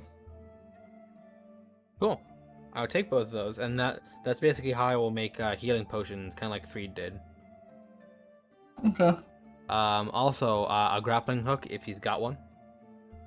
A grappling hook. Let's see. He says, and he kind of goes out from behind the counter, and he walks down to a shelf, and he moves some things. And he's like, "Yep." He's like, "We got just what you need right here." And he returns behind the counter, and he puts it right back on. Okay. Is that gonna be 2 gold pieces? Yep. Okay. Yeah, I just copied this out of the book in case, Yeah. And like I said, I didn't say it, but this bargain mart is nothing spectacular. It's just a few shelves, almost like a 7-Eleven. And you got the shelves with all the stuff on it, and then you got the counter with the cash register. Well, not really cash register, but you know what I mean. Right. And the last thing I wanted from here is just some chalk. Chalk. He reaches underneath his counter, and he pulls out a singular stick of chalk. Okay. I say like why the chalk? Oh, just for things. You're not gonna tell me. Well, just sometimes chalk can be very helpful. When we were in the woods and you chopped that mark into that tree, if we weren't in an area with trees, we could use the chalk to make markings. That's fair. Unfortunately, I can't use this ink and quill on rock. Yeah. I used to have chalk, but I used it, so I needed a new piece. The grappling hook is self-explanatory, and the healer's kit is to make potions. That's fair. And I need a 10-foot pole for my inventions, which we can get at the blacksmith probably. And unfortunately, there's no magic shop, so I can't get a staff here. But we'll hopefully find one somewhere. Well, and then I kind of like lean down and I whisper in your ear. I'm like, if we really need to get you staff, we can always, we can fly to the next town. I'm pretty sure it'd be pretty easy. I'm not that desperate, but like I'm not gonna turn it down if that's what you want to do. But like I'm not that desperate for it. I'm like, I kind of shrug and I'm like, well, if we need to, we can, but I think we have to go to a different town anyways, right? The marijuana does. Yeah, The store owner cuts you guys off. He's like, "Hey, I don't want to get in the middle of your guys' conversation. I don't know what you're saying, but if you guys could please move, there's some customers behind you." And when you look behind you, there's like nobody waiting. yeah, that's fine. I was done here. Let's go. John, by the way, I wanted to ask you a question. Yeah. Those good berries I got last session. 4, yeah. So I marked one off for my ration the other day, and I marked one off for today's breakfast. But were these generated from the spell Goodberry, or how are you doing it?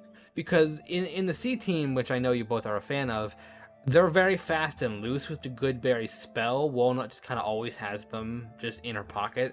But these technically only last 24 hours before they're just mush and garbage.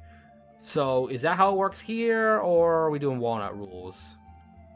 I was gonna do walnut rules. Okay, because if it wasn't that, then they would both be garbage by now. Yeah, but Walnut. The reason why Walnut always has them is because she can make them. She has the spell to do that. Do you? I do not. That's a druid spell.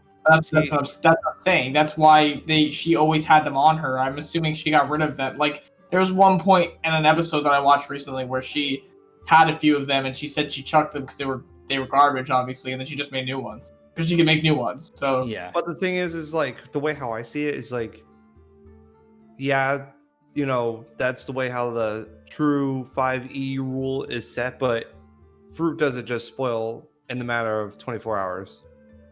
It is a magical fruit, though. That's true. I was just asking because if they were garbage, I was just going to delete them from my inventory. But if they're still good, I'll keep them. Yeah, keep them. Rations are rations. Yeah, actually, Nesco will probably be hungry at this point, so I'd have to. I'll hold up a good bear. Like, you want one? Yeah, I'll take a good berry, I guess. I have one left. I eat that, so I'm full for the day now. Then. Oh, I can heal myself with that fucking shit. Yeah, one hit point. Nice. Now, when I'm polymorphed into now, Matt, you keep your original technically now your original statistics are your dragon ones, so you should still have all your dragon stats. So I was looking up the polymorph, right? And it's a concentration spell, but it says that you retain your wisdom, intelligence, and your charisma stats because you're essentially retaining your brain, but their body changes.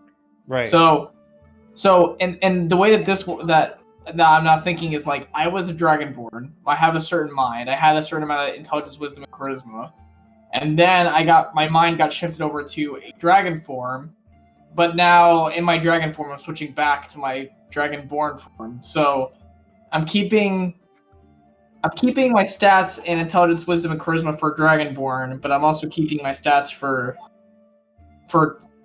strength, dex, and con for dragon. And then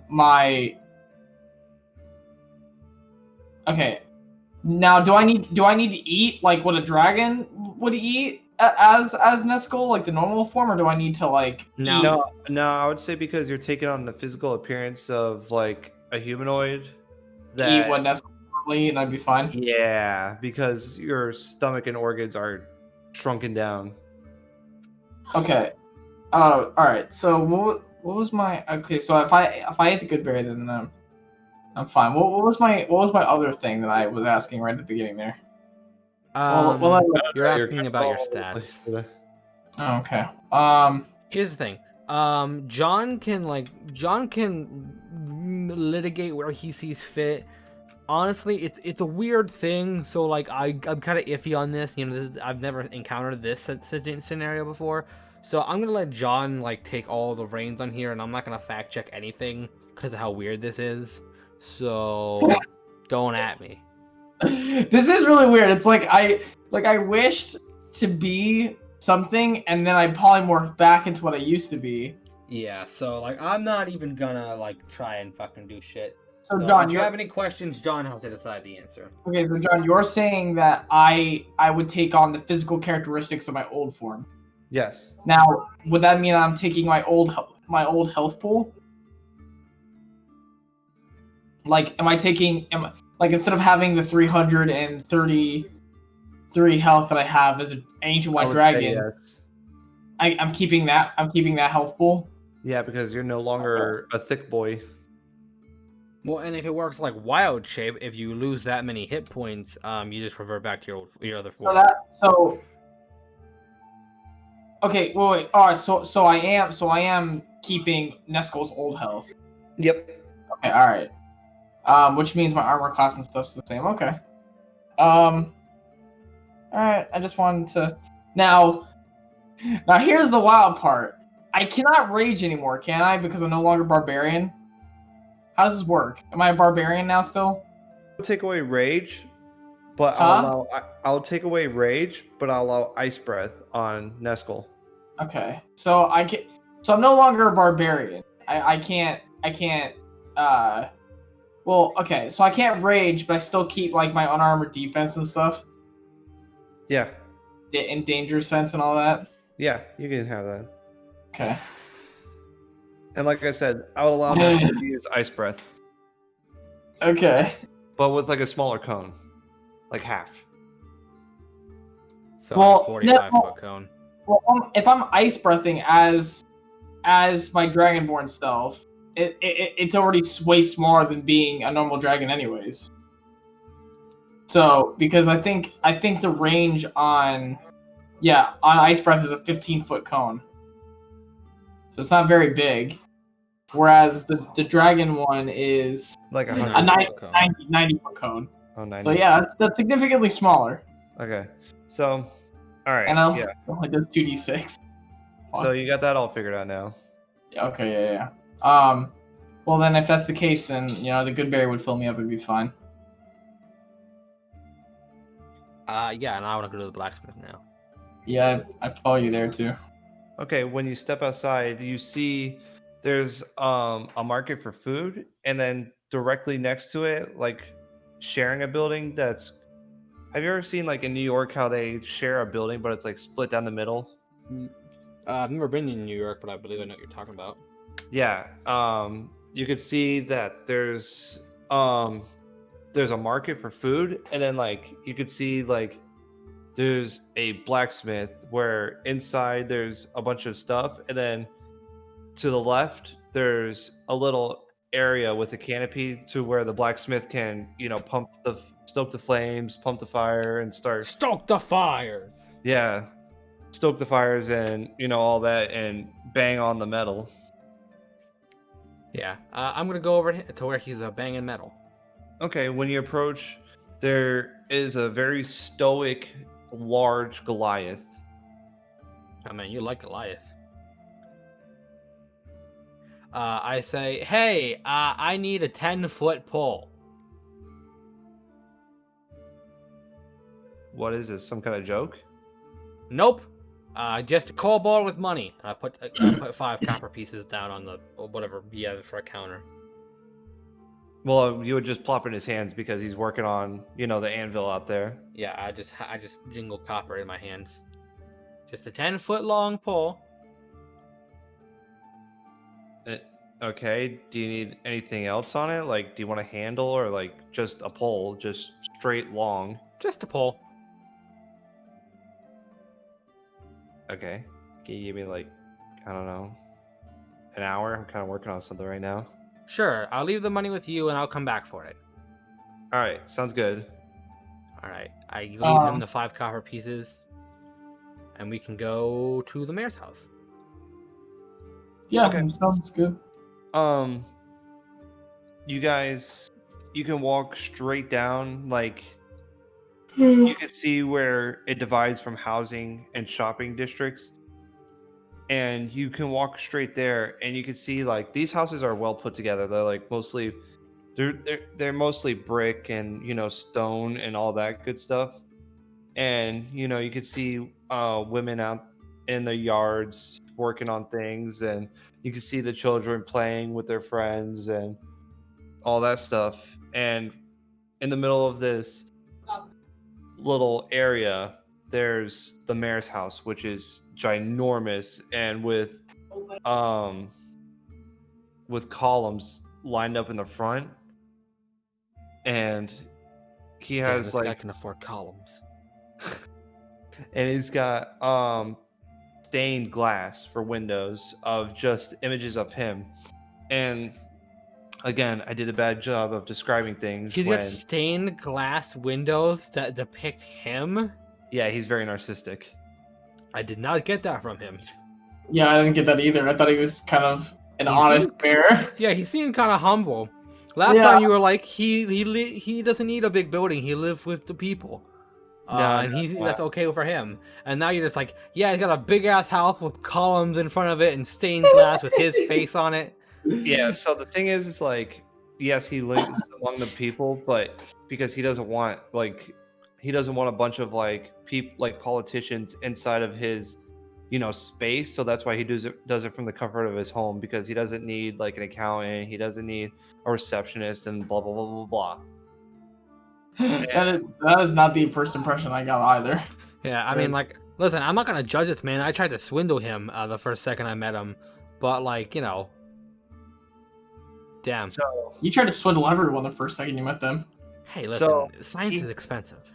he also has a large like oak door, and you can walk up the steps to get to this large oak door. All right. We'll walk up there and we'll bang, bang, bang on his door. Okay. So you hear some scuffling around, and again, let me just describe to you what he looks like, because first session didn't go 100% well. This man looks like the Penguin. He is fat, like he is plump and ripe. He's ready to go. He's eating good. He looks like an Oompa Loompa. Yeah, pretty much. And he has a mustache that kind of goes out into whiskers, like it just pops out the side. And he's got cherry red cheeks and a cherry red nose, and he's constantly sweating, just Oh my god, pouring sweat. I know who it is. Hold up, I have the perfect picture. Please continue your description. Oh, okay. And he's even dressed like the Penguin. Like he has like a tux with like a little bow tie on. Hold up, I have the fucking perfect picture. You just described this man exactly. Hold up. Come on. All right. I would drop it on Roll20, but I don't know how to do that, and I don't think I can because I'm not DM. So I'm going to do this. Yeah, you can't just drop it on Roll20. When you see this, you're going to laugh your fucking ass off. You have to upload shit to Roll20. It's kind of annoying. Here you go. That's the mayor. You could have for context stream. He just sent a picture of Eggman, and like you could have just said he looks like Eggman. We all know what Eggman looks like. Yeah, but it's funnier when you can see it. He got a little tux. He's got the whiskers. He's got the little cheeks and the red nose. He's like looks like a little Oompa Loompa. He's fat. It's Dr. Eggman. So the mayor answers the door. Yeah, the mayor enters the door. Oh, Yeah. Gentlemen, welcome. He has kind of like a raspy voice, by the way. He's like, gentlemen, welcome back. He's like, did you deliver those goods as needed? Yep, we also took care of the goblin encampment along the road. Goblin encampment. There was a goblin encampment. Would have been nice to know about before we went up there, but it wasn't no trouble for us. Oh, I never heard of such a thing. Well, the miners did. Yeah. Oh, speaking of which, I hand him the the paper I got from the miners with their signature on it, just so you know we delivered it. He's like, very good, very good. This seems all in order. Would you like to come in to collect your reward? Yeah. Yep. All right. He's like, he takes you in, and once you come in, he closes the giant oak door behind you, and suspicious as fuck. No. I mean, like, what's he gonna do? Kill us? Looks at Nolan knowing what happened today? Nolan, I'm not Nolan. Fuck! My dragon! Fucking dragon! So, describing his house, when you walk in, there's a bust of him on the table. A what? A bust. Do you know what a bust is? Yeah, it's a statue. Of like the neck up. Okay, when I think bust, I just think of boobies, but sorry. My bad. I was like, he's got a pair of titties on the table. Oh, hey, I just realized the healer's kit is a different item than the other kit. Goddamn. Okay. There's a All bust of him, and then there's several paintings lined along the wall of him as well.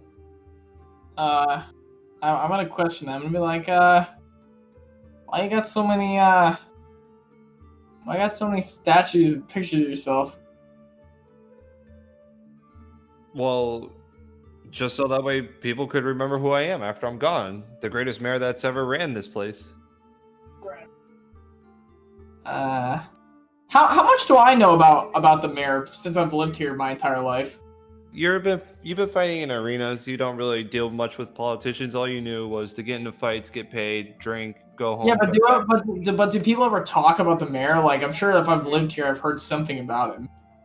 I mean, yeah, you knew what house he lived in, and you knew who he was. You knew Mayor Pierce from just talk, but you never actually seen him, and you never really had, like I said, much interest for politics. But nobody ever was like, he's a narcissist, or nobody was ever like, this man is all about himself. Haven't you seen his place? It's got pictures of him all over and shit. Well, nobody really cares because it's just it's like whatever. Yeah, because he's doing a good job as a mayor. It's not like oh, he's spending all of our money on. Yeah. Yeah. This is just like his own little thing, his little steez that he's got going on. Yeah, I'll be like, all right, man, you do whatever you want, I guess. It's all to you. All right,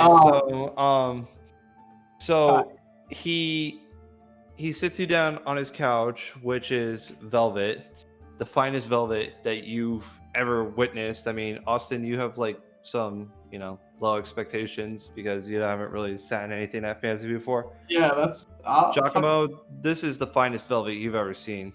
Yeah, we don't exactly have velvet in the forest. Well, you've seen wizard like places and stuff like that. So yeah, but I grew up in the forest, like forest cave area. I feel like you got some nice furniture here. I like this. I'll settle down. Yeah, you get this imported somewhere? Yes. From the finest handmade fabric and the finest wood carved furniture I could find. I had it imported from many towns overseas and brought here. What are some of the names of towns? The names of the towns were there was oh god. The one town was none of your business town, and the other one was couldn't remember them. I'm doing like there was an episode where Jerry was talking he's like the handmaiden, and then she's like, what's the name of the handmaiden? And she's like, fuck you. He's like, fuck you, Kate. No, there's speaking of which, fucking Kate just announced on Twitter she's no longer working for Wizards. So rest in pepperoni. God damn. Okay, there is one town called Gear Grinder City that I got one. Okay, that's where Giacomo wants to go. What is it called? Gear Grinder City? That's where I want to go. Can I vacation there? Gear Grinder City. I would ask him how far that is. That is like a 3-day boat trip. That's cool. Yeah, I think to myself, like 3-day boat trip for them is a 1-day flying trip for me. Yeah, I got one from Gear Grinder City, and I got one from Winterfall. Oh, Winterfall. Yeah, looking at school like, ooh, you probably like the sound of that more than I do. Yeah, where's Winterfall at? How far is that? That is probably about 25 nautical miles north. So that's way closer. Yeah. Okay. Do you maybe have perhaps maps to these places?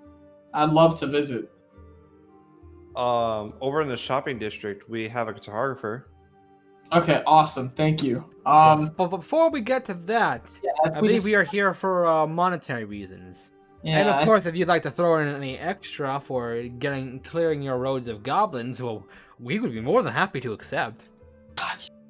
Well, I knew he's a little shit, isn't he? yeah, he's such a little asshole. I knew nothing about these goblins that Your you miners speak did. of. Well, They'll they cause a never problem for your mentioned anything miners. to me. Well, they probably will in the letter that they didn't want us to take to you. Well, If he I was- do remember, the payment was 20 gold pieces for me and 15 for my friend.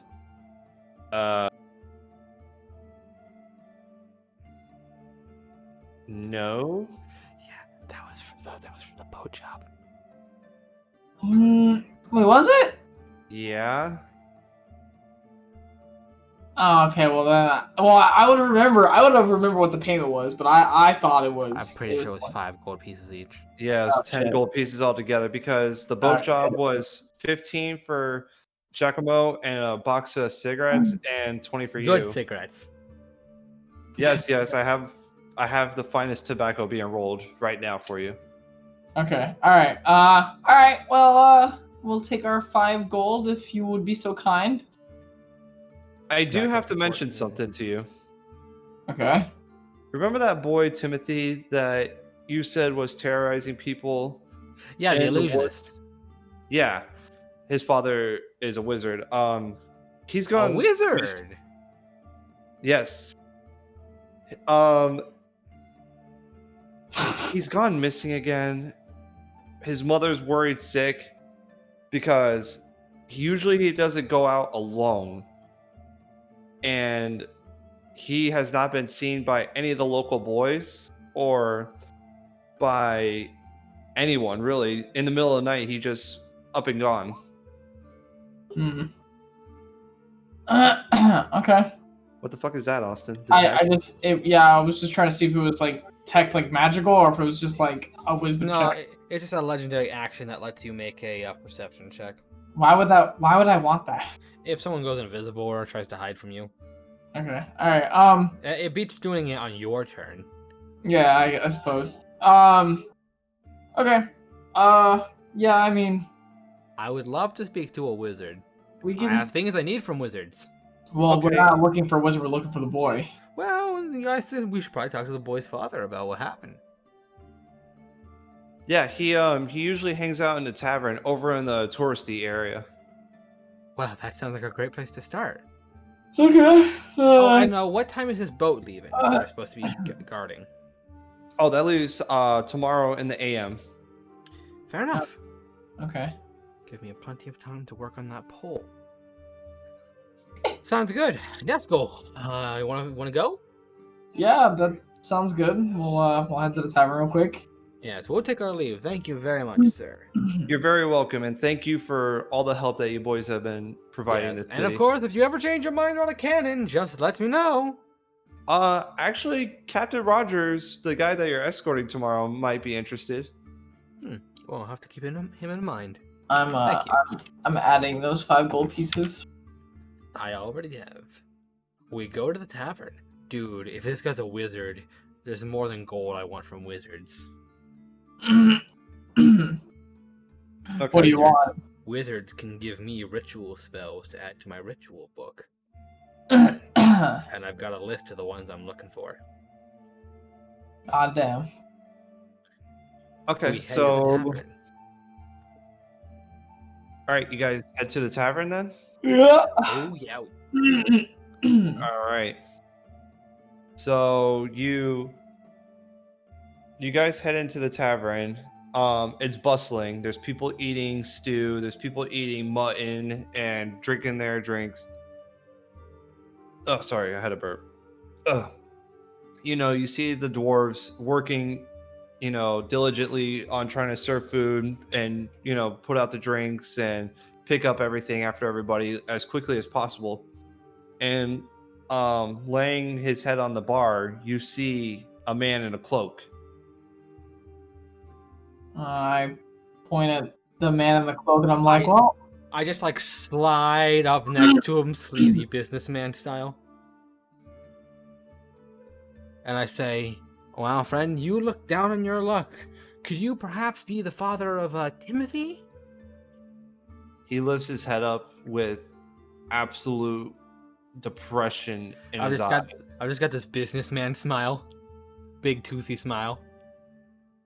He takes a sip of his drink. He's like, "Yeah, what is it to you?"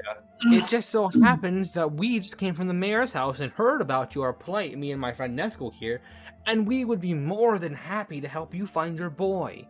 We were also the ones that helped pull him out of the woods when he was making banshee illusions. That boy does got some talent. Yeah. I have no idea where he's at right now, or I have no idea what happened last night. I came home from doing some work and my wife was in hysteria. She was freaking out. It was a lot to deal with. We didn't get much sleep last night. Pardon me, but do you think that maybe the boy has some sort of invisibility magic, or maybe some sort of spell casting that would make him very quiet? No. He can't do stuff like that. He can do only simple tricks right now. He can do minor illusion, dancing lights, things of that. I would say minor illusion is a pretty gifted talent there to be able to cast something like that. He shrugs his shoulders. He's like, to each their own. Well, we would be more than happy to help you, sir, but before we can do that, unfortunately, being as we are, we do have to discuss payment. Now, I actually happen to be a novice spellcaster myself, and if you are in fact a wizard, perhaps an exchange of knowledge. What can you bring to the table? Well, I can help find your boy. In an exchange, you can give me the necessary components and notations needed for me to copy a spell or two into my spellbook. He takes a sip of his drink. He's like, how about we put that on the fridge? You get my boy back, and then we talk. Okay, well, before we do that, I'm just curious. Do you know, by any chance, alarm, comprehend language, detect magic, find familiar, or unseen servant? You said that way too fast. I'm so. I will drunk. put those in the chat for you, Johnny boy. Alarm, unseen servant. Okay, I'm not drunk in real life. I was talking about the wizard, but yes, do put it in the chat. Yes, those are the first level spells that I am looking for. If he has any one of those, I'll take one. Am I gonna read these? Okay, he says, I can comprehend languages and I can detect magic. Okay. As far as finding a familiar or an unseen servant, I had no use for those, so I didn't even bother trying to learn it. Fair enough. In exchange for copying down comprehend languages into my spellbook, I will guarantee that me and my friend Daskell here will find your boy. For comprehend languages? Yes, all you need to do is copy into my spellbook. I assume, being a practiced wizard, you already have the necessary components needed for that. Yeah, I mean, back at home right now, I'm just... Of course. And right. Obviously, I'm not going to ask you to copy it for me until we get your boy back. So, now that we've made the deal, Nesco, is there anything you wanted for payment? No, I don't need any payment. We can just find your son. Comprehend language it is. Okay, that's fine. Just meet me back at my house when you find my boy. Do you know where he was last by any chance? No idea. Just 1 minute he was in his room, 1 minute he's gone. I suggest we start at the home and work our way from there. Sounds good. Give me a moment to tinker, and we can be on our way. Before you go, Agatha, the dwarven woman, remember? Mhm. She stops you. She says, Neskel, she says, there was someone that came by here earlier looking for you. They said that you rented out a room at the hotel, and that the room is now waiting for you. What? Where? Which hotel?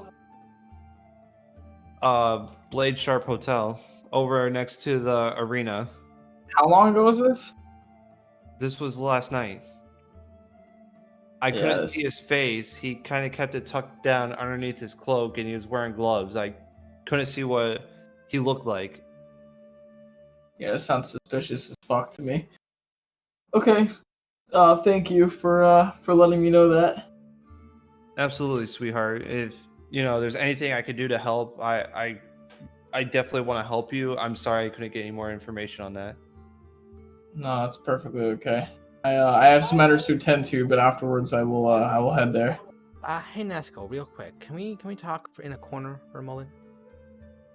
Yeah. I want to go over to like an empty part of the bar, and if there is none, I want to go outside. Yeah. So like, in the corner of the bar, there's like some booths, and it's kind of like unoccupied right there. It's kind of close to where you come in and out of the kitchen, and people aren't really sitting there because they don't want to be pushed up against the wall where people are swinging open doors. Now, Nesco, about the ring. Perhaps it might be best if you hide it, if you know what I mean. Just in case. The wizard's like, hey, what's that? Yeah. Um. I can't. I do know that if you have a lead box, at least like an inch thick, you can make it so divination magic can't detect it. So like a detect magic or an identify wouldn't be able to penetrate through the lead box. And I can even make that box an illusioned, so that way opening it up wouldn't reveal anything inside of it. But perhaps we should take some precautions. An item like that, someone would be willing to kill over. Austin, will you roll perception on your ring? Yeah, I will. Bam. Okay, that works. So, when you take your ring off, you notice that inside the band, it's engraved Neskel, and there's a logo on it. It looks like a claw with 3 talons pointing down. Okay. All right. That's interesting. And I show Giacomo the ring, the engraving. I say, maybe I'm the only one that can even use the ring. Would it be of any use to anybody else? No idea, but still, it's not safe to have it out in the open. Such an item is worth far more than its weight in platinum. So maybe for safety, if you can procure a lead box, I can tinker with it and give it a faux bottom, and put some kind of illusion in it too, so that way no one can know you have it. It's not even going to work for a few weeks anyway, so it's not like you have to keep it on you. You can keep it in the box and keep the box in your pack. In the meantime, if you give me another 10 minutes, I should be able to fix up my my magic goggles, so we can maybe look around and see if this boy has any magic emanating from him. Okay. So are you able to do that while we walk to the marketplace? Yeah, I can. This is always weird. I need to double check ritual casting, because I don't know if ritual casting requires that I stand still. Okay. Well, if we're able to, I would like to walk to the market while you're doing that. Okay. Yeah, I can ritual cast here, and you can just go and get that box done. Okay. I'm going to go to the marketplace and go to the blacksmith, John. Okay. Yeah, so I'm just gonna stay at the tavern and start ritual casting detect magic. Okay. He was like, and when you come back, the Goliath is like, "Oh, hey, you're the kobold's friend." Yeah, I need something done for me, but it needs to be done tonight. Uh, I can give you 20 gold pieces, like straight up right now, if you can do this for me. And He as fast. pushes the sword that he was working on onto the floor. He's like, "What you got?" I need a lead box with a compartment big enough for a few like I need a box. Maybe It only has to be a thin sheet of lead. I need a foot long box made purely of lead. It doesn't I can have to be open it purely, closed. but it needs Well, to be, I want it to be purely made out of lead. fair enough, I guess. I would like do you want like all four sides like all four sides welded Cover- together? welded together of lead, but the box needs to be able to open and close from the top. Oh, okay. So you want hinges on it? Yes. And I need it doesn't need to be very big, just big enough that I can fit maybe a fist or two, like my size, inside the box. Okay. Well, does your buddy want his pole still, or Yes, what's the deal with that? This is something I need as well. So if you can get this done for me as soon as possible, you can work on his pole afterwards, but I need this done like pretty soon. I can give you 20 gold pieces right now if you do it. Make it 25 for the urgency, and you got yourself a deal. 20. I'm not going to give you 25. I can find any other blacksmith anywhere else. I'm going to give you 20 because that's a big chunk of change I'm carrying here. And I'm willing to give you right now if you just do it. Well, you're making me push away all my other work, so 25. 20 gold pieces. 20 gold pieces Try to roll for maybe an persuasion. hour and a half. Roll persuasion. Okay.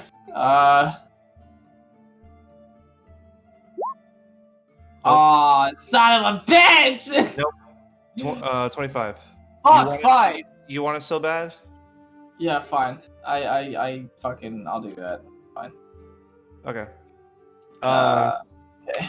You see him reach into a chest with pieces of lead, and he's like, "All right, I'll get started on it right now. Just give me, 15, 20 minutes."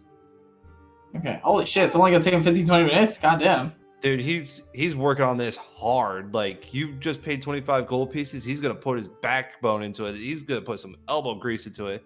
Alright, so I'll just wait around then. I mean, there's not even a point. I'll just stick around. Okay, you see him go into this like he's like stomping, like, those things that you stomp on to put oxygen in the flames. Yeah, I think so. Yeah, the Bellows. stove. Yeah.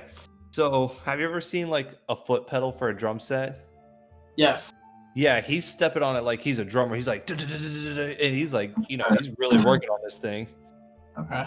And it takes about 22 minutes. He's like, "Sorry for a little bit of delay, but here's your box." Oh, that works. That's good. I take the box from him. I inspect it. I want to see if it's made like the way that I wanted it. He takes it back from you for 1 second, and he's like, "Hold on." He's like, and then he kind of like, polishes a little bit. He's like, "All right, there you go." Okay, I take it. I'm looking at it. I'm like checking the latch, making sure that the latch is like, John, I didn't specify this, but I did want like a key, like a lock on the side of it that I need a key for. Like, See, I was actually just about to mention that. So he made it to where like you could padlock it. Like, there's a slit on the lid, and then there's a piece that comes out, so that way you could put a padlock on it. Okay. Which you could buy at the bargain store. The key I can buy at the bargain store? No. He didn't. You put a padlock on it, like what we have for the paint trailer. Okay. Okay. I'm checking the inside of it. Does it look like it's completely sealed? The entire thing just like looks like it's good. Yeah, this is sealed solid, and he did really good job with the welding. There's no cracks, no holes, no nothing. All right. I say I look at the dude and I'm like, all right, I appreciate it. Appreciate the good work. Get back to your other stuff now, I guess. Yeah, guess I'll get started on your buddy's 10-foot long pole. Yeah. If it took him more than 10 minutes to get back, I would have started ritual casting it again just so I can get the max duration. Yeah, I would say it. Well, I mean, yeah, because it was 10, 15 minutes, or Yeah. 15, 20 minutes to, make it, and then whatever. Yeah. So after 10 minutes, I'm like, I'll just start again in case he takes, 20 minutes. And yeah, it takes him 20 minutes. Okay, so he I comes back and I ritual cast. Boom. I come back. I walk in with the lead box in my hands. I say, all right, well, I need to buy some sort of lock to keep this thing locked. But I show it to him and I say, would this work? Yeah. So I'm actually going to use my magical tinkering ability. So he'll give me the box and the ring. I'm going to set kind of like a trap in this fucking thing. So I'm going to use 2 of my magical tinkering abilities because I can have at least 3 of them active at a time. The first thing I'm gonna do is I put a small magical device inside the box that will project an image about an inch tall of just like another sheet of lead, making it look like the bottom is like closer to the top than it actually is. Yeah, I see what you're saying. Like there's illusion that there's a bottom to it when there's actually when there's the ring at the bottom. Yeah, okay, I see. And then I put another magical trinket inside, and then I quickly close the box, and I say, yeah, don't open that again. Why? If you do, it's gonna smell like ass. The second thing I've put in there, I can make a smell or an odor, and so I literally just put like the odor of a rank ass shit inside. So if anyone opens it up, they're gonna get some waft, and be like, God. So I've essentially trapped your box. I'm glad that when I pull out the ring, it's gonna smell like ass. Well, would you rather it smell like ass, or would you rather it be safe? Oh, well, I guess when I pull out the ring, the metal won't have the. Yeah, smell. I doubt the magic ring will have absorbed the ass odor. But anyone who opens this box will get a waft, and we'll know about it, so we can plug our noses and shit. So. All right, so that's fine. So. With that being said, I want to go over to the bargaining market, and I'll let Giacomo know that I need to buy a lock for it. Key. Okay. Yeah, it actually does, and it doesn't take me that long to do this. So it doesn't take too much time for me to use this magical tinkering ability. All right. So we go to the bargaining market, and I asked to buy some sort of padlock or lock with a key. Okay, that would be like 5 copper pieces. It's especially with how big the box is. It's not that big. Oh, what the hell? I don't have 5 copper pieces, but I will. I do. I'll just give him 5 copper. Okay. He paid for the healer's kit. I'll pay for his fucking lock. Well, I appreciate that. I have 28 gold. I was just gonna throw down a gold piece and be like, eh. Nah, fuck that guy. 5 copper. Okay. Giacomo's not about to waste money. Okay, so So I'm gonna kind of look around to see if there's any magic users around here. No. Okay. No. No one using any magics. So I have a key. Like I put the padlock, so I get a padlock. Yeah. I would clarify that I want the best padlock that I got. So yeah, you got it. You're good. So no one's gonna break into it. I actually have thieves' tools, so I could try to break it if I wanted to. I get it. Well, you wouldn't even be able to use it probably, or like I'm assuming that's what Giacomo thinks, since I told him my name's engraved into it. Well, also I know the cooldown's on, so there would be no point in me trying to do it. But I was just saying like, hey, I do have thieves' tools, so that's funny. Alright. I'm a pocket rogue. So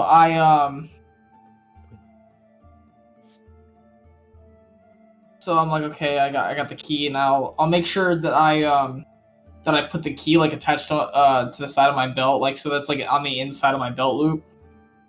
So like you can't see it, like if you're not like paying attention. Yeah. Like only I would know it's there. and then be like, all right, let's. You got those goggles ready? You want to go find the boy now? I'm already wearing them. I'll just give you a thumbs up. All right, so when you guys walk out, in between the housing district and the shopping district, there is a hotel right by the arena, so that way patrons that want to, just stay out, watch fights and everything, could go to the hotel that that Agatha told you about, Neskel. So that's just a little piece of information for you, wherever you guys would like to go. Let's go to Timothy's house. See if there's any magical traces around. I would mention to him what Agatha told me. I'm sure you heard it. Yeah, I heard. I I'm mean, like, like, deal with that first.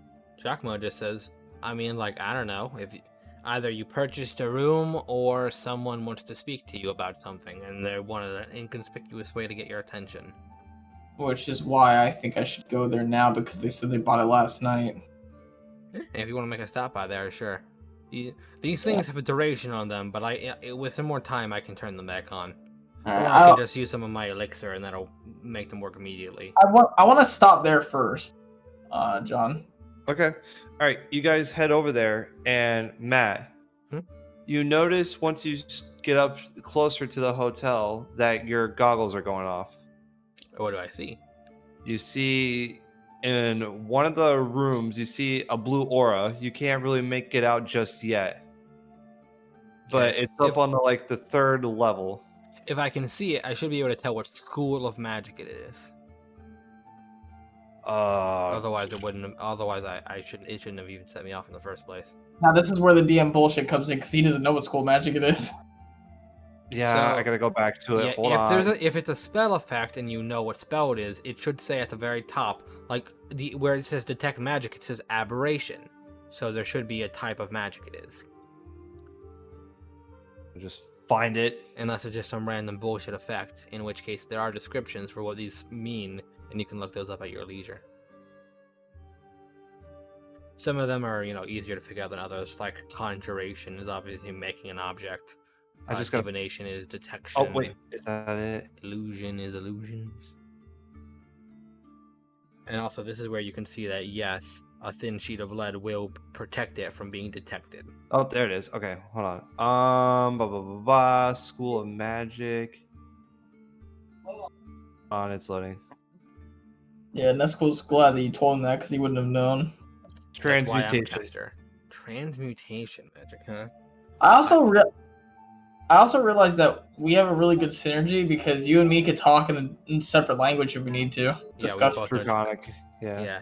I sort of nudge Nesco and I say, someone's fucking with transmutation up there. What does that mean? Well, it means they're probably making something. Oh, Jesus Christ. Okay. Well, then I need you to watch my back then. Can do. All right, so you guys gonna go in there? Mm-hmm. Yeah. All right, so at the counter, you were greeted by an elvish woman, and like Austin, I told you before, you're pretty popular around this place. Like, people know you as the champion and the arena. And she goes, "Oh, Neskel, are you here for your room?" Yeah, but I never ordered a room. Yeah, one of your friends came in last night and said that it was for you. Like, it was on the house. What does he look like? No idea. He was wearing a cloak and gloves and boots. I couldn't really tell what he looked like. I'm not gonna turn down gold. I gotta make an honest living. Well, could you please show us to this room? Can I show you? I mean, I gotta stay down here just in case. Then give us the key. Yeah, it's up on the third floor, and your room number is 132. So I nudge Nesco when she says third floor. I don't say anything, but I nudge him. Yeah. All right. Okay. I take the key, and then I'm like, all right, we'll go up to the room now. Yeah. It is of note that when walking up to counters, I don't actually walk up to the counter. I typically stand like a few feet back, so that way they can actually see me.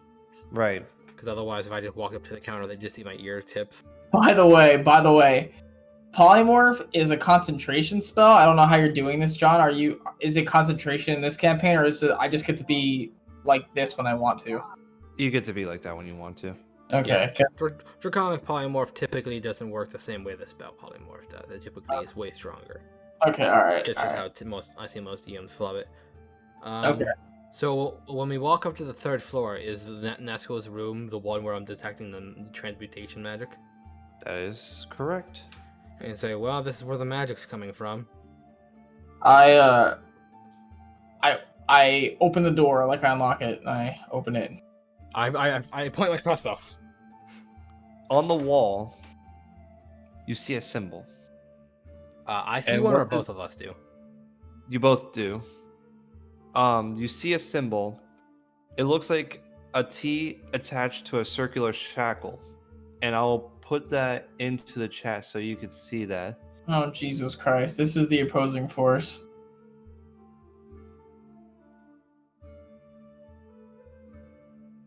Oh, what the fuck? It's the unowned Pokemon. And I don't know if there's then a way for me to put this on the stream. Actually, yeah, there is. Hang on.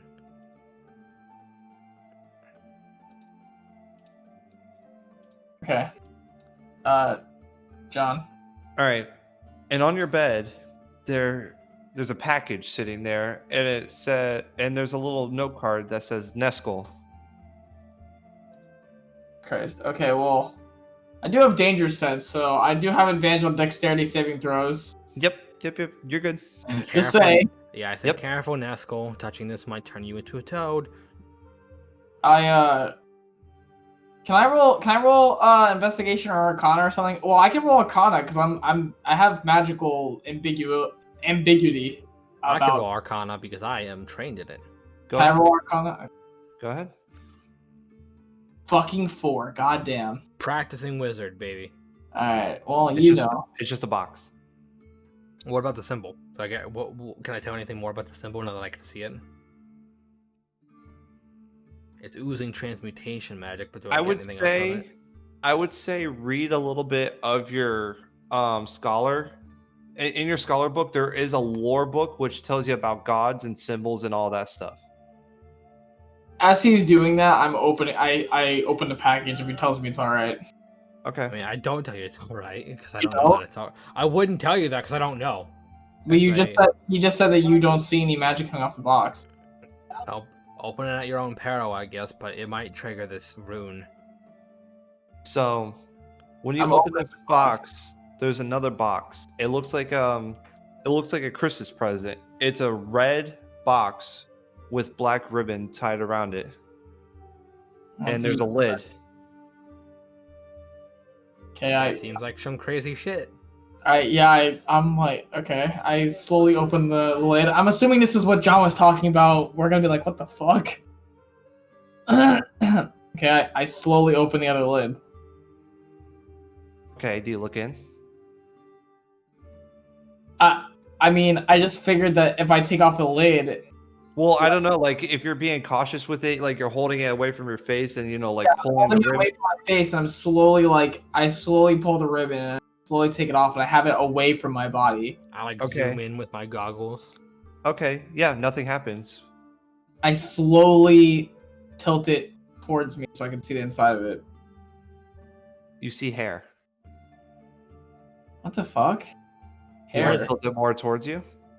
Yeah. You can see the whole thing now. What you see now is Timothy's severed head. Oh, what the fuck? And we're gonna end the session there. What the fuck? No, I'll never get detect magic.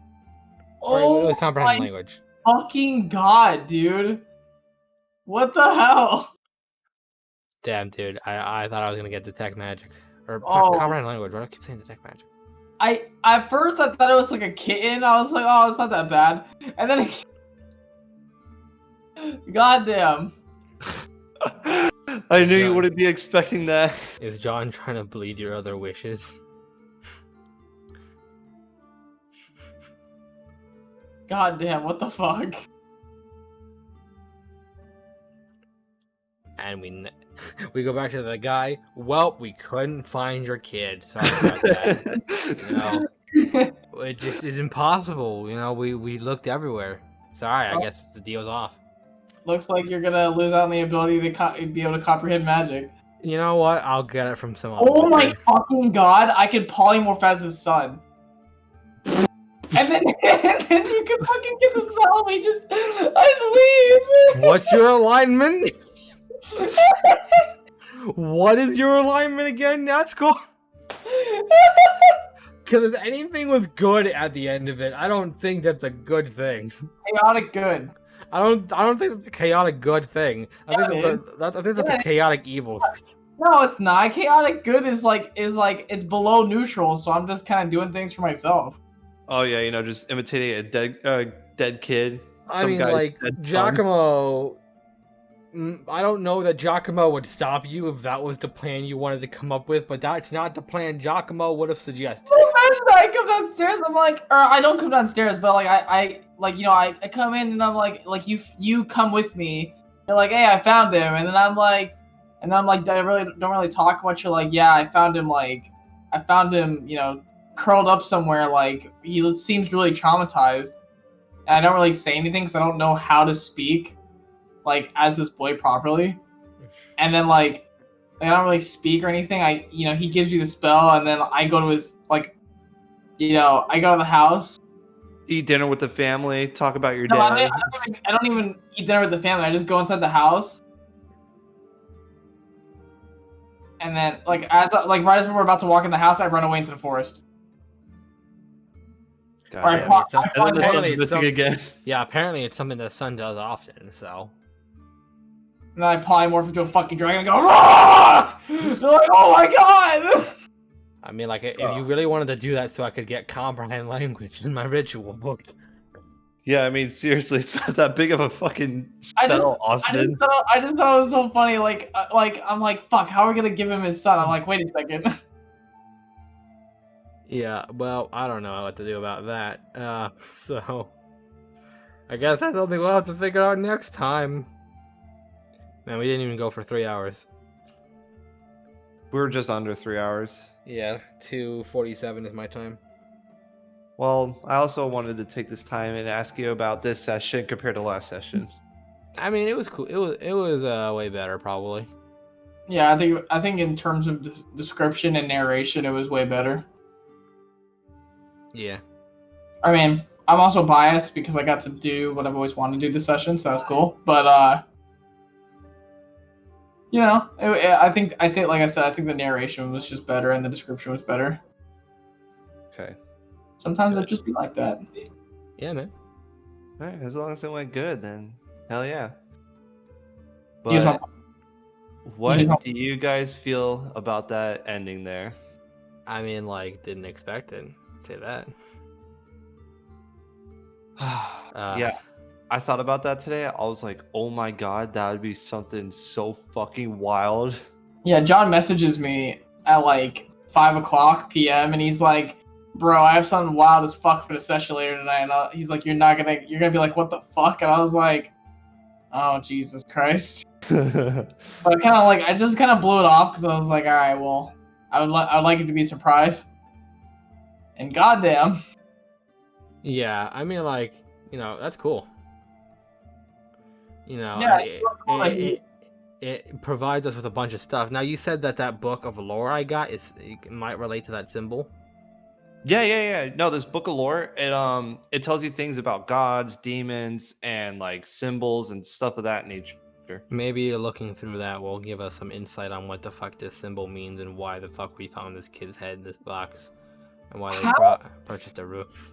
How interesting of a story development would it be if I started fighting for the good side and you started fighting for the bad side? I mean, so hard. We'll see, man. That's I don't know.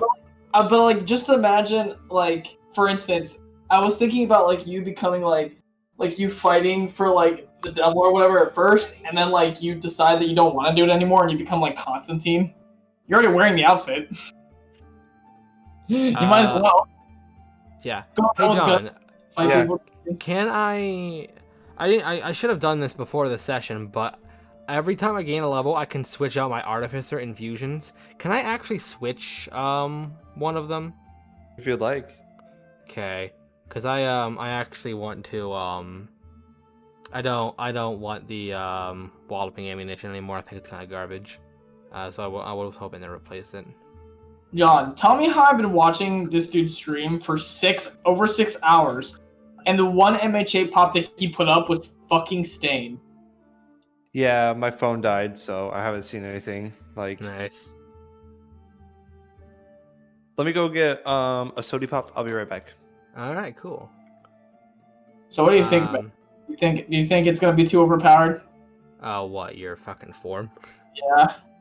I mean, a little bit, yeah. Come on, you still had fun. I mean, yeah. So I'm thinking about replacing my walloping ammunition with I don't think I need goggles of night anymore because you're a dragon now. But I was thinking of doing it grabbing rope of climbing, which will it can hold up to 3,000 pounds, and it will like it animate itself and will move upwards on its own. See, I wonder. So I'm assuming that I get to be a barbarian still. I just don't get to rage. Because if I'm not a barbarian, that means I don't get my proficiency bonus. That means I don't get unarmed defense, which doesn't really make any sense. That's a good point. So yeah, it wouldn't make any sense for my character now. I'm just like my character is just like he can't do anything in that form anymore. I mean, rage I understand because it's kind of like, all right, you have too much there, buddy. But everything else, I think I should still be able to, like my proficiency bonus, the armor class, the danger sense. Those are like skills that you pick up on in life, more so than actually have. The rage is like I should be able to have that, but like I understand for balance reasons, I'm kind of out there. I can't wait until I get Homunculus Servant because that's gonna be dope. It's like Fine Familiar, but cooler. You guys want to play Smite? We can. That's what I was about to ask, yeah. But before we do that, I think it's about time we end the stream. Oh, yeah. Thank you all for watching. I hope you enjoyed this as much as we did. And I hope you'll tune in again next Saturday to find out what the fuck is going on. What does Giacomo want to wish for? Why the fuck does he keep referring back to a cookbook whenever disaster strikes? And for God's sake, where the fuck was Giacomo going originally before he got knocked out? Well, all those questions and more will be answered in the future. Next time on Dragon Ball Z. Good night, everyone.